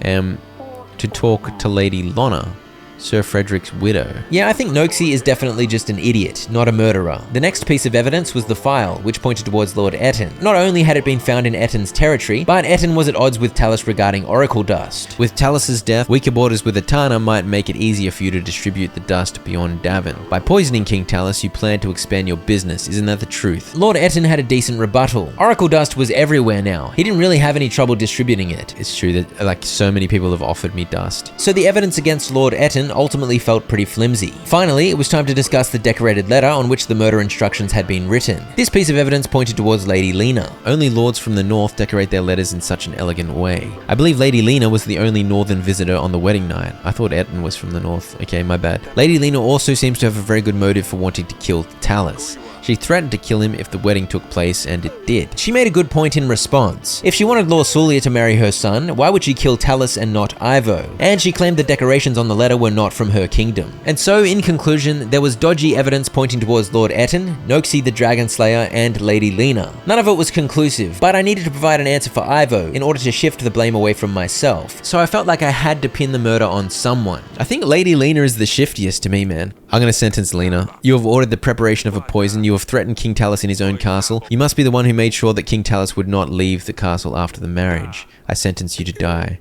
But how? I didn't do anything wrong. I hope you burn in hell. Eric, King of Davin, you have found the one responsible for my father's death. The outcome of this trial is satisfactory for me, and as such, Atana's forces will aid you in your struggle against Redovia. He's happy with the result. Would he have been happy with anyone? 3,000 men will be ready to strike when you blow the horn, signaling my men to ambush the enemy. Such is my will. Find all evidence and clues for the royal trial. Yeah, I got that achievement, even though I thought I missed one of the clues, but I'll take it. Lorsulia's here. Hello. You always loved this view. Is this where the battle will take place? Yes, do you see? Right there in the middle, there's a tight trail leading through. That's where we will hold them off. It's strange. Turns out I was always staring into the end of it all. Hey, nothing ends. With Ivo's help, we will be victorious. If he helps. You were at the trial, you heard what he said. He will keep his father's promise. Everything will be fine. Let's not worry about that for a second. She's worried that he won't help. I chatted with my daughter about all the things that had gone on while she was away, but she seemed defeated and sad. I soon asked her forgiveness for how life had turned out and gave her a hug, and that's when I noticed some bruises. Ivo is doing all this to you? What? Oh, no, he wouldn't. He's very kind, he's good to me, he takes care of me. Just like I told you in the letters, Father, please don't tell him. He's the king of Etana now. He has an army that will blindly follow him, even to your gates. Don't say anything, it's better that way. Ivo soon showed up, and I was a little furious. You pipsqueak! You think you wear the crown on your head and you could do whatever you want? What lies did you tell your father this time? Are you plotting against me again, Lorsulia? I didn't say anything, I promise. She has nothing to do with it. Do you think I can't see what you do to her? You lay hands on my daughter again, and I swear I'm going to... What? Defeat Redovia all by yourself? I think you're forgetting your position here, Eric. I give you my army, and thanks to me, this castle will see another day. You do not tell me what I can or cannot do. Davin isn't my mercy, so you would better address me with proper respect. Say nothing. Better leave off here. Too much talking will get you and your family into trouble. We're leaving, Lorsulia, before I change my mind. Oh... We want to bash that kid. Yeah, after all that, maybe Ivo's support at the battle wasn't so sure of a thing. What's going to happen? I feel like Ivo's just going to betray me. Battle between Davin and Redovia, foothills of the Grey Mountains. Look at this. Buy all upgrades for the Redovian battle. Getting some achievements, that's good. So all of my allies had gathered, and it was time to execute flawless battle orders. So what the hell am I doing? Preparations? Audrey suggested we hold back a reserve army to use flexibly later on in the battle, and that made sense to me, so I agreed. Alright, let's go. We got the reserve army. The battle begins. Do not fear, my brothers. Today is not the day that we fall. For we have made strong allies. And in our time of doubt, we need to remember that we are not here alone. But we won't need them today. For this is Davin, and we stand our ground. Aye! For the king! For Davin! Let's show them. We will surprise them. Okay, so they've got 1,000 and we've got 989. Oh, it's all happening. I thought I had more than 989. Ready for orders. Yeah, I had 300 more than 989, except those 300 had belonged to Lady Lena and I'd killed her. And it's been non-stop since the end of the trial, so I haven't mentioned it, but let's be honest, my evidence against Lady Lena was hopelessly inconclusive. So I'd sentenced one of my best allies to death for pretty much no good reason, except to please Ivo. But why would anyone please a grub like Ivo? I guess it's because he has an army of 3,000. Anyway, as you can see, I was ordering my archers to shoot at the enemy, and each time 40 of our foe fell. Okay, they're down to 880. Oh, they're using some kind of chemical warfare. That's a war crime, bro. Yeah, big stinky magical fog. This is your domain, witch. I could have sent any of my agents out, but it made sense that our resident magic user should be the one to combat the fog. So I sent my witch out to clear away the green. She did it. Wait, they're down to 530, but then they surrounded us? Oh, no, they've got 2,030. What the heck? Oh dear, this is not good. With my men completely surrounded, it seemed the only option at this point was to call for King Ivo's army to help. Alright, I gotta just blow the horn, I guess. Could I have done something differently with the fog? Is Ivo gonna help me? We're blowing the horn. Come on, Ivo. Archers! Some archers were back to shoot again, but their piddly arrows felt meaningless against the swollen numbers of the enemy. And Ivo's reinforcements had not come, so I blew the horn again. Oh dear, the fog is gone. We thought we could get an edge. What was that? Some cavalry attacking us? But they brought monsters. They ride armored bisons. I figured my hunter was the right man to deal with the bison, so I sent him into the fray. And Ivo's help was still yet to arrive, so I blew the horn yet again. Bro, if you archers just shot constantly, we'd take out 40 at a time willy-nilly. It'd be great. We'd be winners. I then received a very encouraging letter. A letter, Your Grace. Help isn't coming. This must be falsehood. We had a deal. Oh dear. Your Grace, that's not all. What the heck? These are not fire arrows, it's magic. Creatures made of flames. Oh, maybe I should have kept my witch for this. Audrey claimed focusing on defense should be the priority dealing with the flames, so I sent this massive guy with the shield. I don't know who he was, but I was pretty sure I was sending him to his death. You're just gonna get cooked in your metal armor. Oh, we did some damage to them. Am I gonna lose? Despite what the letter says, we need to try the horn again. Okay, fine. And so I blew the horn again, but no allies appeared. At least the weather continued to get worse, and so the rain put out the flames of the enemy. The battle looks like it's spread out. What's going on? I shot some more arrows into the fray, but they still had double our forces, and without help it seemed we were done. What is that? This is not the end. What on earth is that? That's a big... Is that a bomb? Some kind of monstrous device? We have no other choice. We have to send everyone in. Gather round. Why did I keep the pikemen till last? I should have sent the pikemen in. They've shown us the unfamiliar. We've seen beasts, magic, but they haven't seen what we have in store. Show them what Davin is made of. Give them hell! And so I sent the remaining troops in like an absolute maniac. And honestly, the numbers didn't look too bad. 679 against 830. We can't take any more. We need some kind of miracle. Oh, an avalanche? Holy dooly. Oh dear.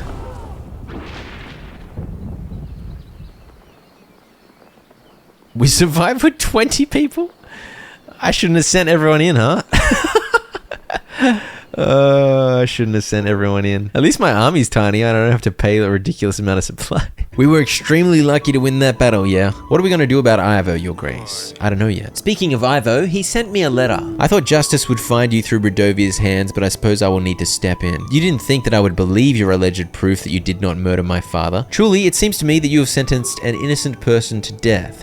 How does that make you feel? He accused me of killing someone innocent to protect myself. Sort of true. And he accused me of occult practices, lies and slander. But he thought I'd magically cause the avalanche using dark magic. I wish. The truth will come out. You will pay for your sins. Ivo, the king of Etana. So the Radovian threat was neutralized, but it seemed King Ivo was on his way with 3,000 soldiers. Audrey suggested we call a King's Summit and stock up on supplies so that we'd be able to survive a siege. And then it was back to business as usual. I'd sent the general out on a mission before the trial, and apparently Apparently, he'd found time to do it, and he returned with some supplies. The witch had managed to spend some time with Torlando the poet. Your Grace, Torlando made me bring a stuffed monster head to his house. I'm not sure what he was writing about, but he seemed very eager. I guess I'd summoned Violet back before the trial, so she was here for no reason. I received a report that Babushka had officially been defeated, I guess because we dealt with all the colourful horses, and finishing off that quest line earned 4 contentment. The banker showed up, but I didn't need a loan, so I sent him on his way. An imp was destroying this woman's kitchen implements, so I sent the witch to deal with it. And ever since the hunter showed up, all the peasants seemed to constantly complain about various monsters. This woman reckoned a monster called a Muddy was milking her cows dry. Seriously, these all sound like quests from The Witcher. I had no agents available to send, so I just gave her 16 gold to buy another cow so the Muddy could steal the milk from that one too. And week 32 was the King's Summit. Welcome and thank you for arriving upon my request. I explained the looming threat, and the King of Coral here, big fella, was reluctant, as was the King of Prassus. They simply did not have big enough armies. Varad over here made the point that even with inferior numbers, defending a siege should be manageable considering the advantage of the castle walls. This conversation went for ages, but this sums it up. So I'm gonna have to choose to help the surviving Rudovians or kill them. And then I'll get the support of either one of those kings, Coral or Prassus. And then the other guy doesn't seem to give a crap. Yeah, there were heaps of Rudovians left in the country after the battle, and if I killed them all, the big fella would help against Ivo, but if I spared them all, the dude in green would help. And this guy Varad didn't give a crap, but on the way out, he'd noticed my daughter. A marriage for an army? And I took you for a fool. I can see that I was wrong. What do you say then? I had a bad track record marrying my daughters off, and this guy was about 300 years old, so I told him I'd think about it. I'm not letting my daughters marry anyone else. I'm sick of this nonsense. I discovered I could put supplies aside in crates to prepare for the siege. Apparently I needed at least 5 crates in order to be decently prepared. But I had 19 weeks until Ivo's army would arrive, so I didn't save any for now. Week 32 began with positive reports from my agent's adventures. And this lady's husband was wounded by a deer, so I gave her some money. And with that, my contentment was back above 30, so at least the people were relatively happy. This guy was being tormented by rabbits. It's a serious problem when you're a lettuce farmer. Yeah, apparently I thought that was a funny one. I gave him some gold too because I was rather rich. Does this guy have a pumpkin on his head? Pumpkinhead here was Paul on knee, clearly a groundbreaking painter. He was trying to sell me an artwork called Fire at the Waning Moon. Apparently it was just a bunch of squares. But what is art if not just a bunch of squares? I bought it for 12 gold. The other option I had to prepare for Ivo's attack was to enlist the support of the peasants. And so the locations of every single peasant I'd helped in the game so far was now on the map, and I was able to send my agents to ask for their support. The question marks were leftover locations I could go to for mystery rewards, so I opted to send my dudes there first, but I wondered if any of these peasants would make useful allies. This could be good if I get the Cult of the Trees fighting for me. I'm gonna invite Grego and try to sell him some paintings. Who cares if he burns them? Also, some new upgrade options had appeared. A bunch of things I could do to prepare for the defense of the castle. Reinforced gate, reinforced walls, build a moat, ballista, hot oil, mining equipment. Oh my gosh. By the way, I was still getting gold and supplies from all my allies, even though it seemed like they all died in the battle. I won't argue though. As always, my general, witch, and hunter returned having successfully helped out various people around the kingdom. The witch had dealt with the imp, and the hunter had dealt with a one-eyed bear demon called Volos. And then it was time to sell a bunch of paintings to Grego. Yes, he was burning them all, but he was gonna pay well. And I decided I wanted to be as wealthy as possible to give myself the best chance in the upcoming trials. Who cares about art anyway? I could only find 2 artworks around the place, so including the one from Pumpkinhead, I had 3 artworks to sell in total, including one made by my wife. I sold my wife's tapestry to him for 18 gold. Oh, I got an achievement. Sell all paintings from the castle. Nice. He paid 18 gold for each, so that was 54 gold profit total. For the past couple of days, weird noises and humming has been heard coming from the well. Boo, boo, her, her. I told you, all the peasant requests turned into Witcher storylines at this point. Ironically, I sent the witch to deal with the monsters in the well. The butcher in my village keeps throwing bits of leftovers on the path. It rots and smells. I can't sleep. Clean it up, dude. That's not a Witcher one. That's just a stinky meat one. I sent my general to deal with it. And my contentment, which had sunk as low as 16, was now above 40 again. Yeah, I feel like everything's easy now because I got 3 agents and I got so much gold and supplies. I'm not paying for a giant army. I just got so many resources, it's crazy. Apparently I was also feeling some guilt about that time I sentenced someone to death based on flimsy evidence. Upon reflection, I don't know why I condemned Lady Lena. I think that was a mistake. To end week 33, I bought the reinforced walls, hot oil, and mining equipment upgrades, which cost 30 gold and 40 supplies total. The butcher with the stinky meat didn't want to listen to my general, so he was going to visit me himself, and my hunter scored some supplies on his adventure. Etten, is there anything to talk to you about? Nope, literally nothing. Yeah, good chat, mate. This is the guy who I'd helped with the rabbit infestation. He'd returned to reward me with some supplies. Hey, I actually got a thank you from someone. That's unusual. This guy wanted to sell me supplies. I said no thanks. And this woman was suspicious. My lord, shelter we seek. Our village is entirely destroyed. Can you help us? It's your grace. I think this is a Rodovian. It was indeed a Rodovian, and so the fateful moment had come. I had the opportunity to kill these former enemies or to help them. I urge you, I beg you, help us. We have no weapons nor bad intentions, we simply want to live. Why did you leave Rodovia? One born in riches and wealth will never understand what it's like to struggle. Our home country is at war. She went on to claim that they hadn't been seeking battle. They had come to seek peace. But when we'd cut them off at the pass, they'd been forced to defend themselves. You came here to seek peace? I don't believe that, dude. Oh, 5 supplies a week to help them? Maybe they'll help me against Ivo. My instinct is to help them. I'm just gonna help them, man. They're kind of refugees at this point. She was grateful and gave me some fire flowers as a gift of thanks, which she suggested might be helpful in my future struggles. Your Grace, I have a vicious stomach ache. For 5 days, there's been no sign of the, stool. I think constipation is the term the medics would use. Help a poor fellow, won't you? Go find a healer. But old mate Rocks for Poos couldn't afford a healer. This guy's constipated, bro. He needs some money to go to a healer. Have 7 gold and they'll dig the poo out of your butt. Good luck with that. I definitely didn't steal your artwork that was on the wall in the council chambers, but just don't go there just in case. I sent my general and hunter out to knock over the last 2 question marks on the map, and they returned the following week with some resources from their adventures. Torlando the poet showed up, and I had a feeling I knew what he wanted. Yeah, our hunter will add a spicy twist. Surprise, surprise.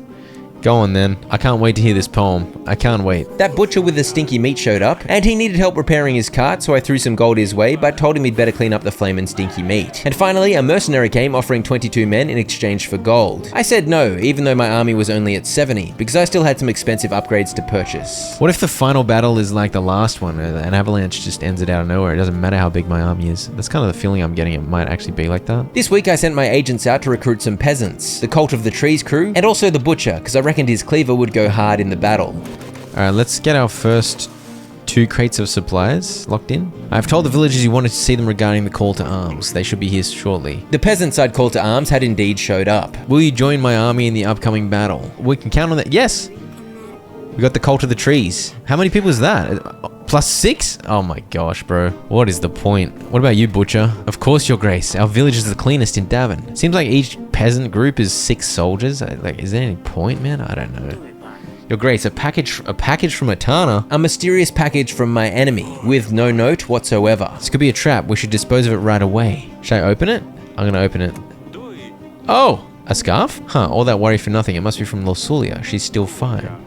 Well, wouldn't she include a letter with it? Yeah, that's concerning, man. A black scarf. Is there something weird about a black scarf? This next guy had a thief targeting his village. It steals mainly potatoes. I've seen a demon going down Slavko's chimney. Bro, what is going on? They call it 8 War. They say it's a snake with wings, a bird's head, and a shaggy tail. A little bit like a broom? Alright, I'll send my hunter. I have no idea what the hell you're talking about. I'm telling you, it's literally a vignette from the Witcher books. We have to do something about Balties. Another weird monster. This one made him wander around the village all night in a daze. Is Balties a brand of beer? My hunter's not available, dude. I don't know what these dinguses are talking about, man. I sent out my general and witch to recruit more warfaring peasants and called it a week. And week 37 started with a bang. Oh! What on earth? This came from the gardens? Asalia.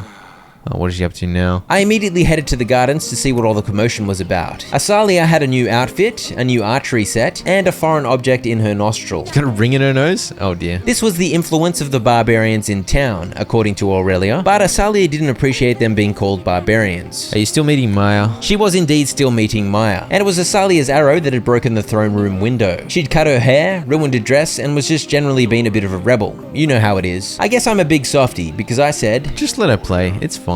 My wife told me I was too kind to her, and then once mum was gone, my daughter admitted she'd gotten a tattoo as well. Classic. On another note, I told Asalia about the black scarf, but she wasn't interested. I showed Aurelia too, and she confirmed the sewing was definitely Lorsulia's work. I gave it to Sedani and she was delighted, but she thought it reminded her of a certain black cat named Dusty. Oh, it's Dusty. It's Dusty. It's Dusty's fur. This was one of those packages you sent to an enemy to show them you should be feared. To show how much of a power-crazed maniac you are. Ivo killed Dusty and forced Lorsulia to make a scarf out of the fur. A little bit grim. I had to whinge to my wife about how useless I am, because I was indeed unable to do anything to help my eldest daughter. And it appeared I had no hope of defending the kingdom either. She told me to stop the pity party and pull it together. This young fella Ivo is a maniac, bro. Your Grace, I helped the poem writer, Tornado or something? Rather a strange experience. He seemed happy with the results though. Violet showed up, and she was unhappy that I was helping the Radovians, so she withdrew her support. I don't think I had her soldiers anyway, but I think I was still getting money from her. I'd invited the peasant from the babushka-plagued village, and she pledged to join the fight, so that was a whopping +6 to my army, and then it was time to get biblical with it. Please, your grace. This woman is trying to take my baby away. I think she means him harm. She lies, your grace. She has stolen my baby away, and I'm worried she'll do something terrible to him. Why not cut him in half? Let's not waste any time then. Chop chop. Works every time. I think he's better off with mother who doesn't want to chop him in half. Classic King Solomon wisdom, bro. Genius. This final guy tried to sell me sugar, and for some reason, one of the options was to say I know these tricks and imprison him. I was kind of confused about that, so I just sent him straight to the dungeon. I just put him in jail for some reason. Why did I do that? It was an option, so I felt like I just needed to do it. You know what I mean? Just get him in jail. I immediately visited him, and he was extremely apologetic, so I let him go. In his gratitude, he gave me the sugar for free. He gave me the sugar free of charge. Sent me 23 gold in exchange for 4 contentment. Big strats, big strats. Oh, I can give it to my wife. Great idea.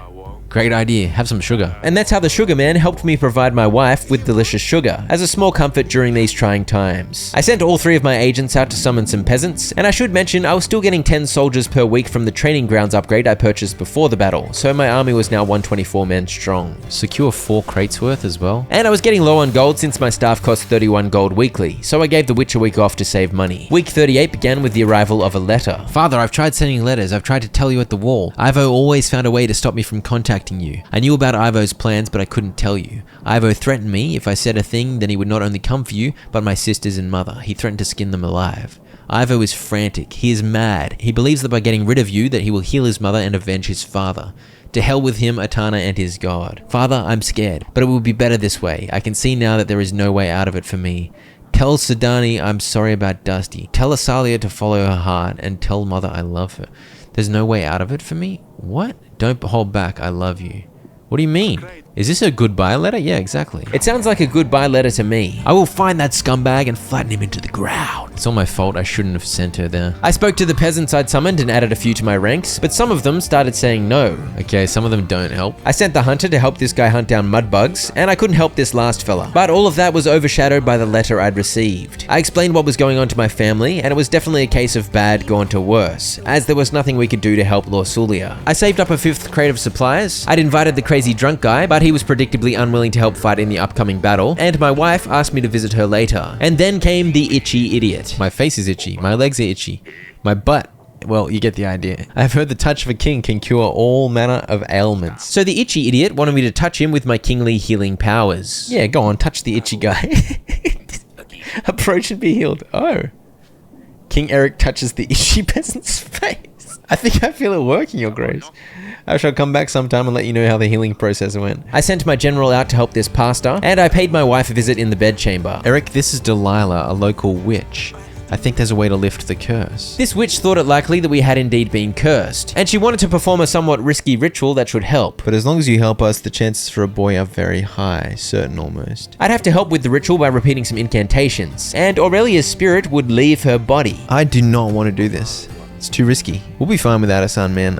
We're not doing this, bro. Week 40 began with some peasant recruiting. Okay, the army's at a whopping 156. Doesn't he have like 3,000 in his army? We'll be fine. Sedani, what are you wearing, Sedani? What on earth have you done to your dress? Asalia got a grown-up dress, so I wanted one too. Yeah, Sedani was inspired by her rebellious older sister. But this is a video game and I don't have to parent responsibly. I let her have 14 different wild animals. She can dress a little funky too. Why not? Fine, you can keep it. This guy was getting taxed by 2 different lords. That's just called existing, mate. Get over it. And this guy's potatoes were stolen again, so I sent my hunter to track down the culprit. What on earth is this? King of Rodovia? What?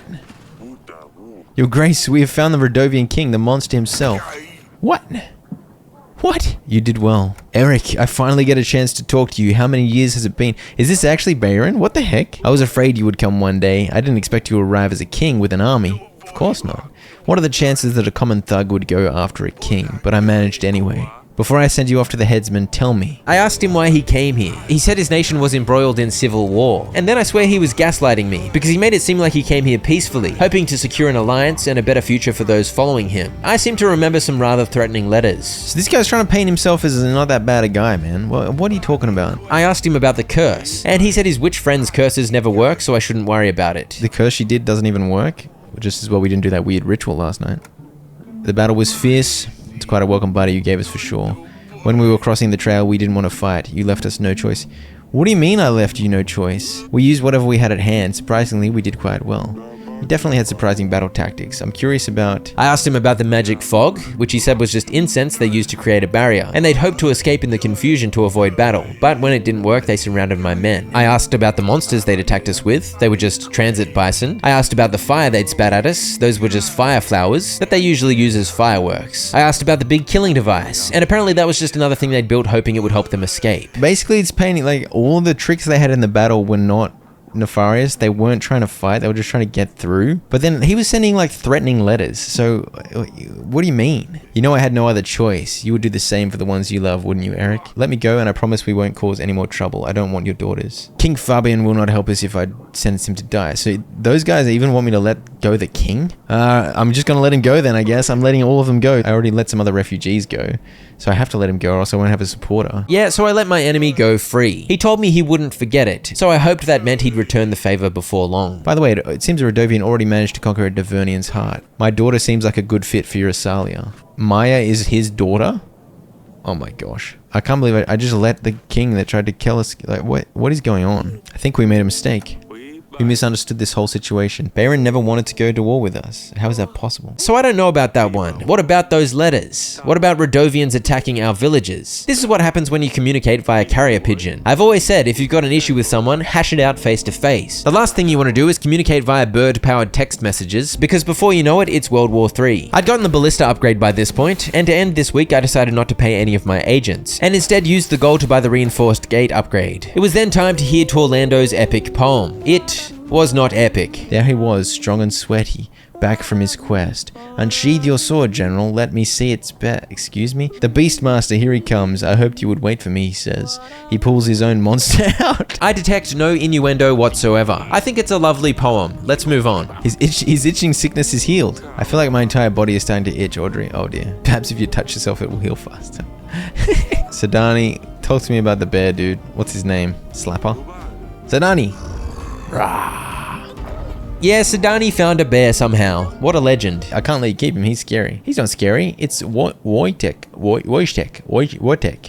He can help us get Lorsulia back. Father, please let me keep him. He's my best agent to date. He won't do any harm. Yep, definitely keep the bear. Keep the bear. And to end week 41, here is a peasant I refused to help. I needed all my resources preparing for the battle, so sorry mate. I'm patting the bear. What a kind bear.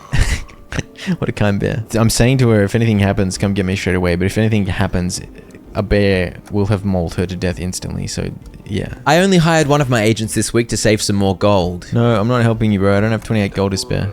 Your Grace, a little bird told me that Asalia is seeing someone she's not supposed to. After Sadani told on her big sister, I refused to help another dingus. I'm just like losing all the contentment.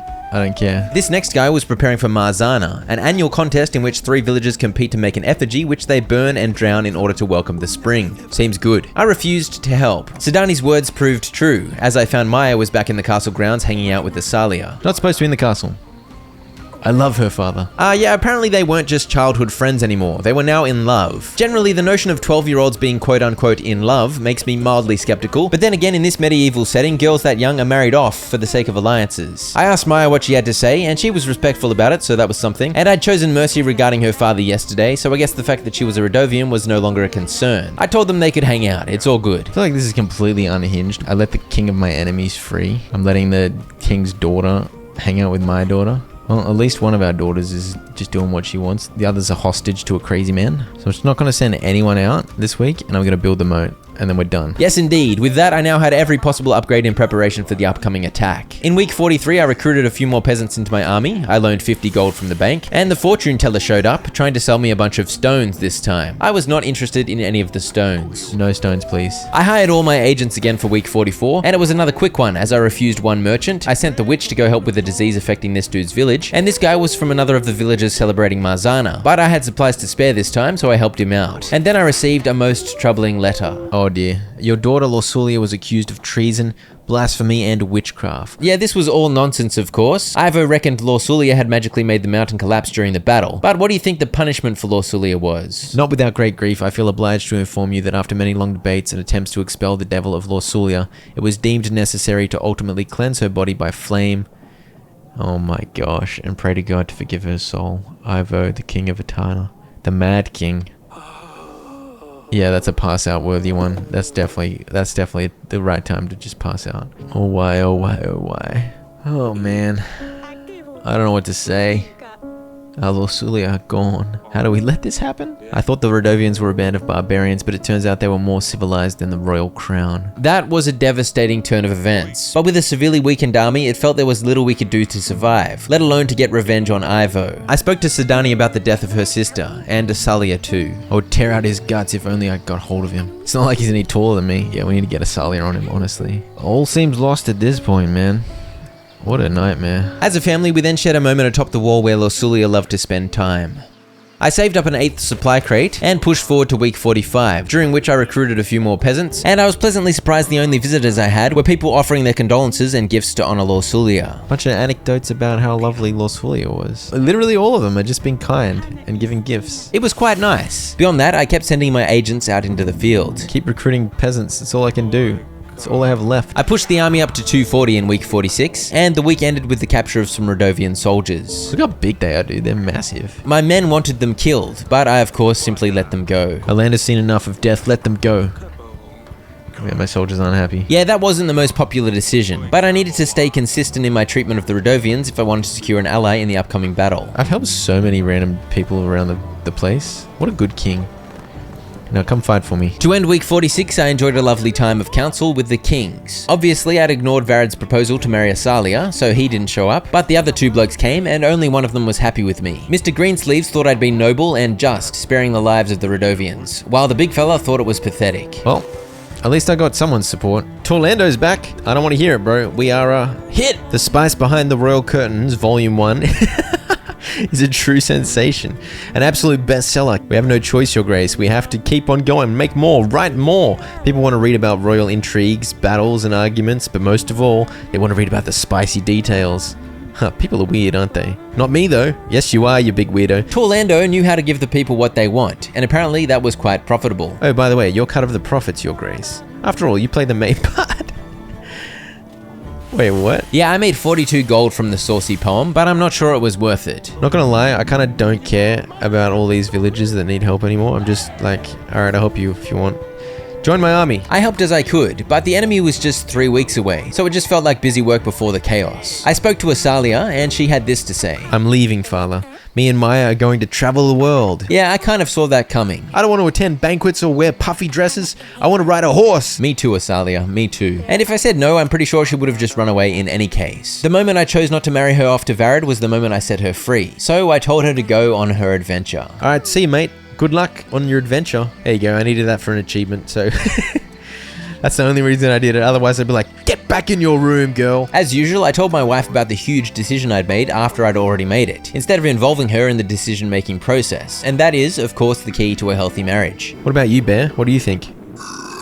True. Well, let's fill up the final crate. So I've got 300 supplies saved, which is huge. My people tell me Ivo's army is about 2 weeks away, Your Grace. King Fabian's army is about 5 weeks away. Come on, bro. Why are you so slow? We'd have to hold off Ivo's forces for 3 weeks while awaiting reinforcements from our allies. What do you reckon, mate?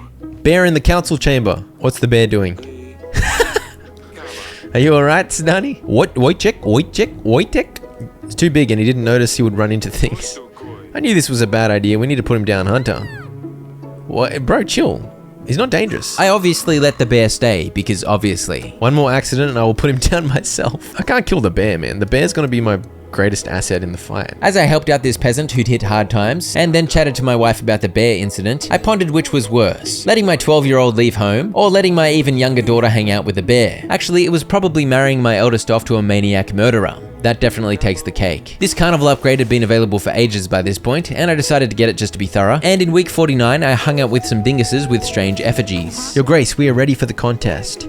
Hey, come over already. These were the creations of 3 villages in preparation for Marzana, and I was asked to judge which was the best. This one, because you made it with your kids and it's got a love heart. That's beautiful. Have fun burning them. I don't know what the heck that was. I'm gonna burn them to say goodbye to winter. Alright, sweet. Everyone's village gets flooded every 2 seconds, bro. I don't have enough gold, I'll run out. I can send my general though. Have my general, dude. That's the end of week 49, right? The battle is going to happen now? It was indeed. I spoke with what remained of my family to help get mentally prepared. We will win this, and once we do, we're going to take a long break. Yeah. I don't think Wojtek can fight an entire army, Your Grace. I've only trained him to be a secret agent so far. Oh, my potato head, I love you, you know. I'm pretty sure the bear will carry, almost guaranteed. The Siege of Grevno.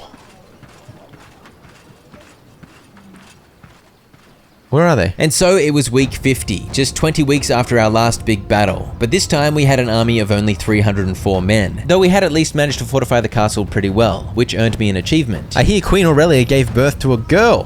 Hey, there we go. It's hard to celebrate when there's an enemy at your doorstep, but thank you. It was time to make preparations, as we needed to survive the siege for 3 weeks. Oh. They just appeared over the hill. 304 lanky looking birds versus 3,000 griffins. Yeah, good luck. I began taking stock of what was available to me in the defense. Oh, we got some bombs here? Oh, that's a present from the Radovian army. Every wall in the castle we've got ballistas, good. Got some hot oil. Magical flares. Those are the fire flowers, I think. I think we're ready. Everything seems to be in order. A white flag. Don't shoot! Hold your fire. King Ivo sends a message. I perhaps unwisely allowed the messenger to speak. King Ivo wants a truce. No man needs to die tonight. He claimed those who left the castle and pledged themselves to Ivo would be forgiven, but that was obviously a fat lie. Okay, I probably shouldn't have let him talk, because what if someone betrays me? Don't listen. He's murdered my daughter. Do you as you wish. I will do me. Final judgment awaits you all. Shoot him! It's probably poor form to shoot a messenger carrying a white flag in the back, but sometimes war crimes are a good time in the face of overwhelming odds. 2,999 now.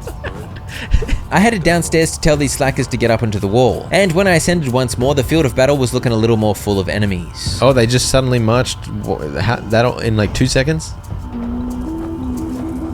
This isn't 3,000. It's at least double. What? And so the enemy number jumped from 2,999 to 4,999, which is definitely not at least double, but either way, it was bad news for me. And then it began as an enemy squad moved forward to dig trenches, and our archers shot at their advance. However, the arrows fell short, and Audrey discerned that they must be digging tunnels, with the goal of tunneling below our wall and collapsing it. I looked for a way to counter that tactic, and the hunter was willing to go on a suicide mission to stop them, but I'd bought the mining equipment upgrade, so clearly that was the superior choice because everyone knows the way to counter a tunnel is with another tunnel below their tunnel, so your tunnel collapses their tunnel. That solved the tunnel issue, but the next threat was some enormous rocks flung at our walls by trebuchets. But I'd bought the reinforced walls upgrade, so they somehow did minimal damage. Next, some fleeing villagers arrived. Atana had burned their village to the ground, but they'd somehow managed to flee all the way to the castle gate. This would be more mouths to feed with our limited supplies, but I chose to let them in. That was the end of the week, and Atana ceased their attacks, and so we had a time of rest in the midst of the chaos. Audrey told me I needed to decide how to split up the supplies, so I opted to give some to the soldiers because I figured they needed energy to fight, and I let the peasants in my family go hungry because I was thinking it was only for one night, but I think it was for one whole week, so that was maybe a bit dodgy. My wife tried to apologize for not producing a male heir. How dare you not produce a boy? It's a privilege to be surrounded by such beautiful women in my life. True. I'm actually happy that you let the bear stay. It feels safer. The bear was certainly doing a noble job of protecting my precious family, and just as well. Monsters in the castle. Hounds running about. Atana must have found a way. How the heck did the hounds get in? Are the queen and my daughter safe? We don't know that. The hounds are everywhere. Send the hunter, okay? What the heck has happened here? What? The bear did come in clutch. If it wasn't for that bear, the hounds would have got to us. That is how I got the most important achievement in the game. And that was the end of the week, and so week 2 of the siege began. The peasants that I didn't feed ran away, and I'd taken hits to contentment, but this was wartime, so it is what it is. To begin week 2's tomfoolery, Ivo had his men whip out some foreboding chants, and a wispy fog was released. The goal of this was to lower my men's spirits, and it appeared to be working. Just like back in the first battle, I asked the witch to deal with the fog, and she soon did just that. Alright, successful. The witch did her job. She paid the ultimate price. What? We have a clear shot, Your Grace. Archers, how did my witch die from that? They're down to 3,900, by the way. I haven't lost a single man. Yeah, this was actually going strangely well. They next attempted to simply charge the gate, but the moat I'd built slowed them down and our archers had a field day. We're killing so many of them. Our supplies are on fire? What? Put out the fire. We need supplies. And so our presence on the wall was diminished as I had my men deal with the random fire. We definitely need the supplies, but I think we lost some men. What Dude, what the hell's going on? This was a long, exhausting day. Atana kept pushing for hours, but King Eric bravely kept the defense up. They lived through another day. That evening, I realized we still had 9 crates of supplies left, so I actually fed the peasants, my family, and the soldiers this week, and I checked on the family. There were no magically intruding hounds, so that was a bonus. Got 1 week until reinforcements get here. They're down to 1,867, and I've only lost like 12 men. More peasants fled throughout the week though, but still, surely things were looking good. Okay, so we had some more deserters. We're down to 287, okay. Get on the ballista. Destroy the siege towers. The ballistas took an absolutely massive toll on them, killing over 500 men as they approached. But it was not enough, and soon enough the gate to the castle was being battered. Oh, what the heck? How did this happen? I didn't even get a chance to use my hot oil. Yeah, use some hot oil. Did that do anything? I pushed the ladders down myself. Yeah, push it down. Push it down yourself, you beast. What else do I do? Bombs? Bombs. Throw some bombs at him. Throw some bombs at him. We can't hold on much longer. I didn't even hear what he said. I just accidentally pressed. Don't be foolish. Stay focused. If you don't save yourselves, nothing else will. Stay with me. The battle at the wall lasted hours, but it was far from over. A deserter found one of ours hiding in a shed. I'm getting deja vu. This is the guy I let free at the start. Yes, indeed. The game had begun with a 1-year flash forward, and I'd now played through that entire year, and here I was at that exact moment. Just like in the flash forward, I spared the deserter's life. And I gave the same rousing speech once again. My brothers! We stood together through the worst of times. We have proved our strength in many battles, and today we will prove it again. My bravest men, I bid you to fight for all you hold dear. For Davin! Oh! So this is where the game started. It did indeed, but now I was ready to see what happens next. Atana's army grew impatient. Davin's soldiers rested when possible, but everyone had to stay at high alert. The queen is awaiting you at the wall, your grace. Sidani was chilling by the fire, and after all she'd been through, she'd had enough of the patronizing moniker Potato Head. Sidani, the master of agents. Because no one else can find agents with such unique talents. Yes. After giving my youngest daughter that new title, I headed up to the wall. She loved this, didn't she? Happy or mad, she would always come here. Yeah. Lorsulia's spot. Lorsulia missed so much. I wish we could have seen her laugh when Sidani brought the stabber, or when she got obsessed over that rooster. I wish she could argue with Asalia about Maya, or all the pranks her younger sister had pulled. I wish she could meet her new sister. She would be mad at first, but she would quickly grow to love her, I know it. I wish we could see who Lorsulia becomes. I miss her so much, Eric. I miss her too. This was a beautiful memorial for our eldest, and it served to celebrate the integrity and bravery Lorsulia embodied, despite the chaos and unfairness of this harsh world. She would have been a strong and wise queen. I miss her too, my love. We have to stay strong. For her. True. I headed off to bed, but the soldiers wouldn't have that. Your Grace. One more with us. Yeah, one last drink. It's the end, let's all have a drink. Not you, Sidani. Oh, look at this. Come gather around, boys. Let's have a cheeky beer. One last drink. Look at that army. Look at them gyrating. What's gonna happen now? What's gonna happen now? Yeah, I was thinking something was gonna happen. They're here! Eric! Take Sidani with you. Hurry, run to the bedchambers. Now! I'll join you later. For Davin! For your family! For Lorsulia! Keep them out! Oh dear. Yeah, I don't think that worked. Why do I have like 4 men total? Hold!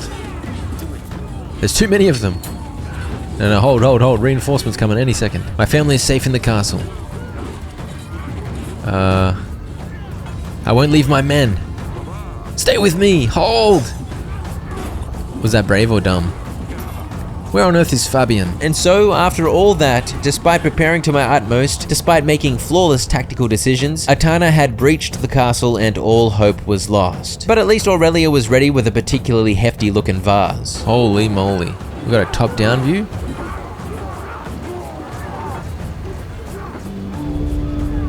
Is that Fabian? Was that Fabian? Was that my ally? Yes! King Fabian has managed to arrive just in time. At last, after a seemingly impossible task, Davin was victorious. We held out. Beautiful. The final order. Put an end to him already. So just like that we won, huh? Ivo. Ellipses.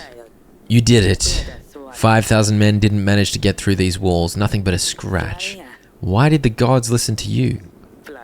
What did you do, huh? Of all people, they chose you? I promised them I would cleanse this world of magic. What sorcery is this? There's no magic. Magic, what? There's no magic. Why is this? She's got a giant reaper. Look at, she's ready to go, man. It was nothing but a lot of preparation, hard work, and a bit of luck. If there was magic, it would have been a whole lot easier, believe me. What drivel. Stop beating around the bush. Did you make a deal with the devil? Tell me! How did you do it? All I want to know is how you poisoned my father. I did no such thing. You can stop your lies right this moment. I did no such thing and you know it. You and your tricks, may the gods damn you. I prepared a perfect plan. I set up all the possible evidence. The tooth, the file, the letter. The only difference is, the evidence was meant to point to a person who had killed you. Not my father. It was you. What? He was trying to kill me? He poisoned his own father? What a dingus. How did you swap the cups? I didn't. You weak, slimy liar.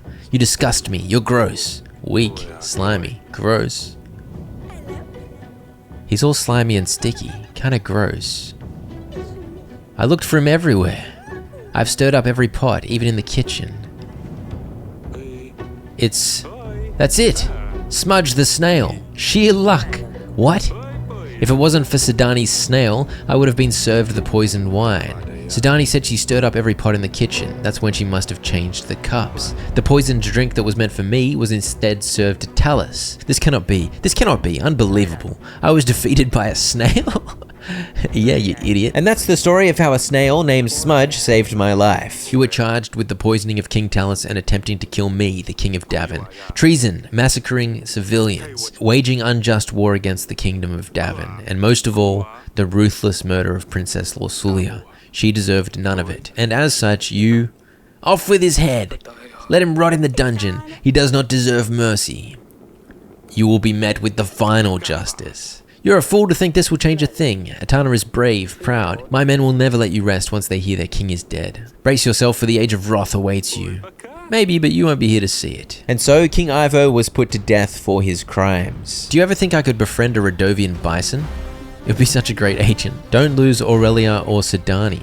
A good achievement, a good achievement. Peace in the Kingdom of Davin at long last. You decided to behead Ivo. At this point, a bunch of explanations popped up describing the consequences of the many decisions I've made throughout the playthrough. Beheading Ivo spurred his successor into action, as he swore they would never suffer a disgraceful defeat like that again. A new war was on the horizon. You decided to spare Bayron's life. This basically resulted in the Radovians becoming peaceful members of Davin's society, albeit with a few culture shocks along the way. You let Asalia run away with Maya, and King Eric never saw her again, but she sent plenty of letters telling of her adventures. You were well prepared for the war with Atana. Thanks to your defenses, Sidani survived the horrors. And basically, Sidani kept on being a good kid. You listened to your loyal advisor during the royal trial, and he continued advising King Eric for many years to come. Queen Aurelia survived to the end. That implies she could have died if I'd made some poor choices. Interesting. You refused to perform the ritual, and as a result, Aurelia gave birth to another girl. And so King Eric did not have a successor to the throne, but rather Princess Lorsulia II was born. Despite your efforts, there was no one to take over your throne. And after King Eric's death, it took many years before a new king ascended to the throne. And that is all. I made plenty of decisions with sweeping ramifications, but I think I nailed it. How about that? How about, yes, your grace. And I've still got 13 more achievements, so I guess those are what you get if you make different choices. And it was time to mop up those achievements. I began by loading a save at the end of week 42 of the playthrough I'd just done. And I picked up a ball of wool I'd never noticed I could grab, and some old fabric too. I combined the needle with the wool and then sewed together something lovely using the fabric. I made a beautiful tapestry. I gave it to Aurelia and picked up a cheeky achievement. Okay, gave her a gift. And then I had to delete my glorious completed save file and begin a completely new game. In this playthrough, I said no to every petitioner so my contentment would drop as low as possible, and I wasted all the supplies I possibly could. And it took me 5 weeks to lose. Ran out of supplies, good. I loaded up the same save, but this time did not allow myself to run out of supplies, but instead kept failing the peasants until my contentment level dropped intolerably low. But before contentment hit 0, I had an opportunity to get a horrible achievement. Instead of saying I love you too, I'm gonna say you'll be fine. You'll be fine. She said I love you. I said you'll be fine. There we go. We got the cold heart achievement. We got 0 contentment because of the broken theater. Boom. Wait, what? Oh, this is what happens.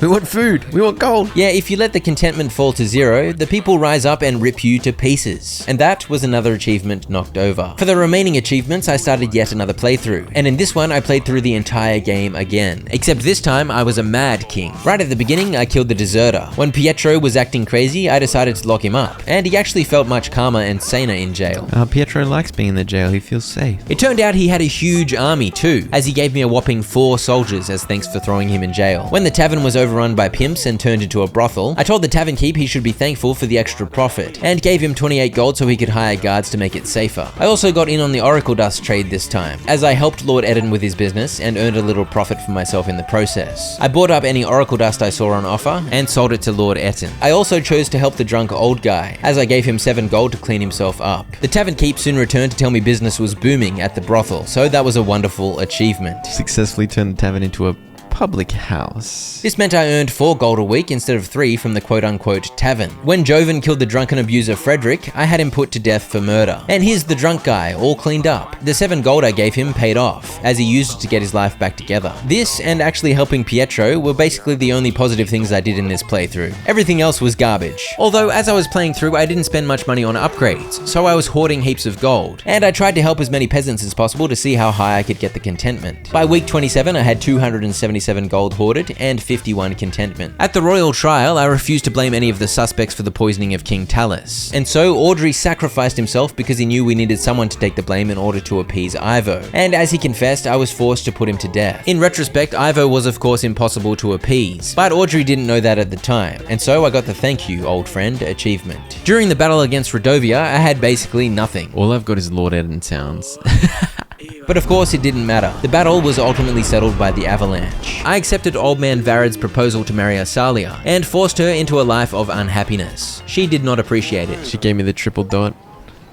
I think that's fair. Make Asalia marry Varad. I continued refusing to spend resources on upgrades, and so by week 38 I had 383 gold and 94 contentment. And in week 39 I hit a milestone. Yay, we got to 100 contentment. This time round I agreed to do the witch's ritual on Aurelia, so that the unborn child would become a boy somehow. Turns out I had 10 weeks to prepare for it, and I had to collect all sorts of stuff. I had to send my agents out this way to find a specific bush. I grabbed this blue mushroom from the dungeons. I found a book in our library that taught me about the ritual and the words I'd need to say. Oh, and by the way, this time round I did not help the leftover Rodovians. I had them all killed, including King Bayron, of course. I also did not let Sedani keep the bear. I've only saved up 426 gold. Can I afford this? When the silly rock lady showed up, I bought all of the silly rocks. Buy all gemstones from the fortune teller. Delicious. Only 3 more to go. And I had to buy ingredients for the ritual from a couple of different merchants that showed up, too. When more Rodovians were caught, I of course had them hanged, and so when it was time to chat to the 2 kings, I earned the achievement for refusing all Rodovians. And at the end of week 49, it was time for the ritual. Oh dear. It's not a good ritual. It's not a good ritual. Yeah, this was funky stuff. I had to say the right words, and I had to chuck the right ingredients into the right bowls. Holy dooly. What the heck? Nagua fere. Ring de cieluli da sessi. As you can tell, I absolutely nailed that, and so the baby was born. Oh, she just deflated. It worked. It worked. It's a boy. I gave him a great name. Ernest. Ernest? Ernest, Prince of Davin, my first son? Aurelia survived, and I earned the achievement for successfully completing the ritual. I then reloaded and did absolutely everything incorrectly. I said the wrong words, and I did not put any of the ingredients into the bowls. It's a boy, but the child isn't breathing. We failed. That was my bad. I did everything. I did literally everything wrong. Oh my gosh. Oh, there we go. There we go. That's what I did it for. The Mad King achievement. Make Asalia marry Varad. Let Aurelia die. Kill the deserter. Kill Lord Joven. Kill Bayron. Kill the Rodovian survivors. Oh my gosh. So that was all of the achievements, but I forged ahead because I wanted to see how the fight would go with 0 castle upgrades and only 20 soldiers in my army. Let's just say before long my army was down to negative numbers. My army's negative 17.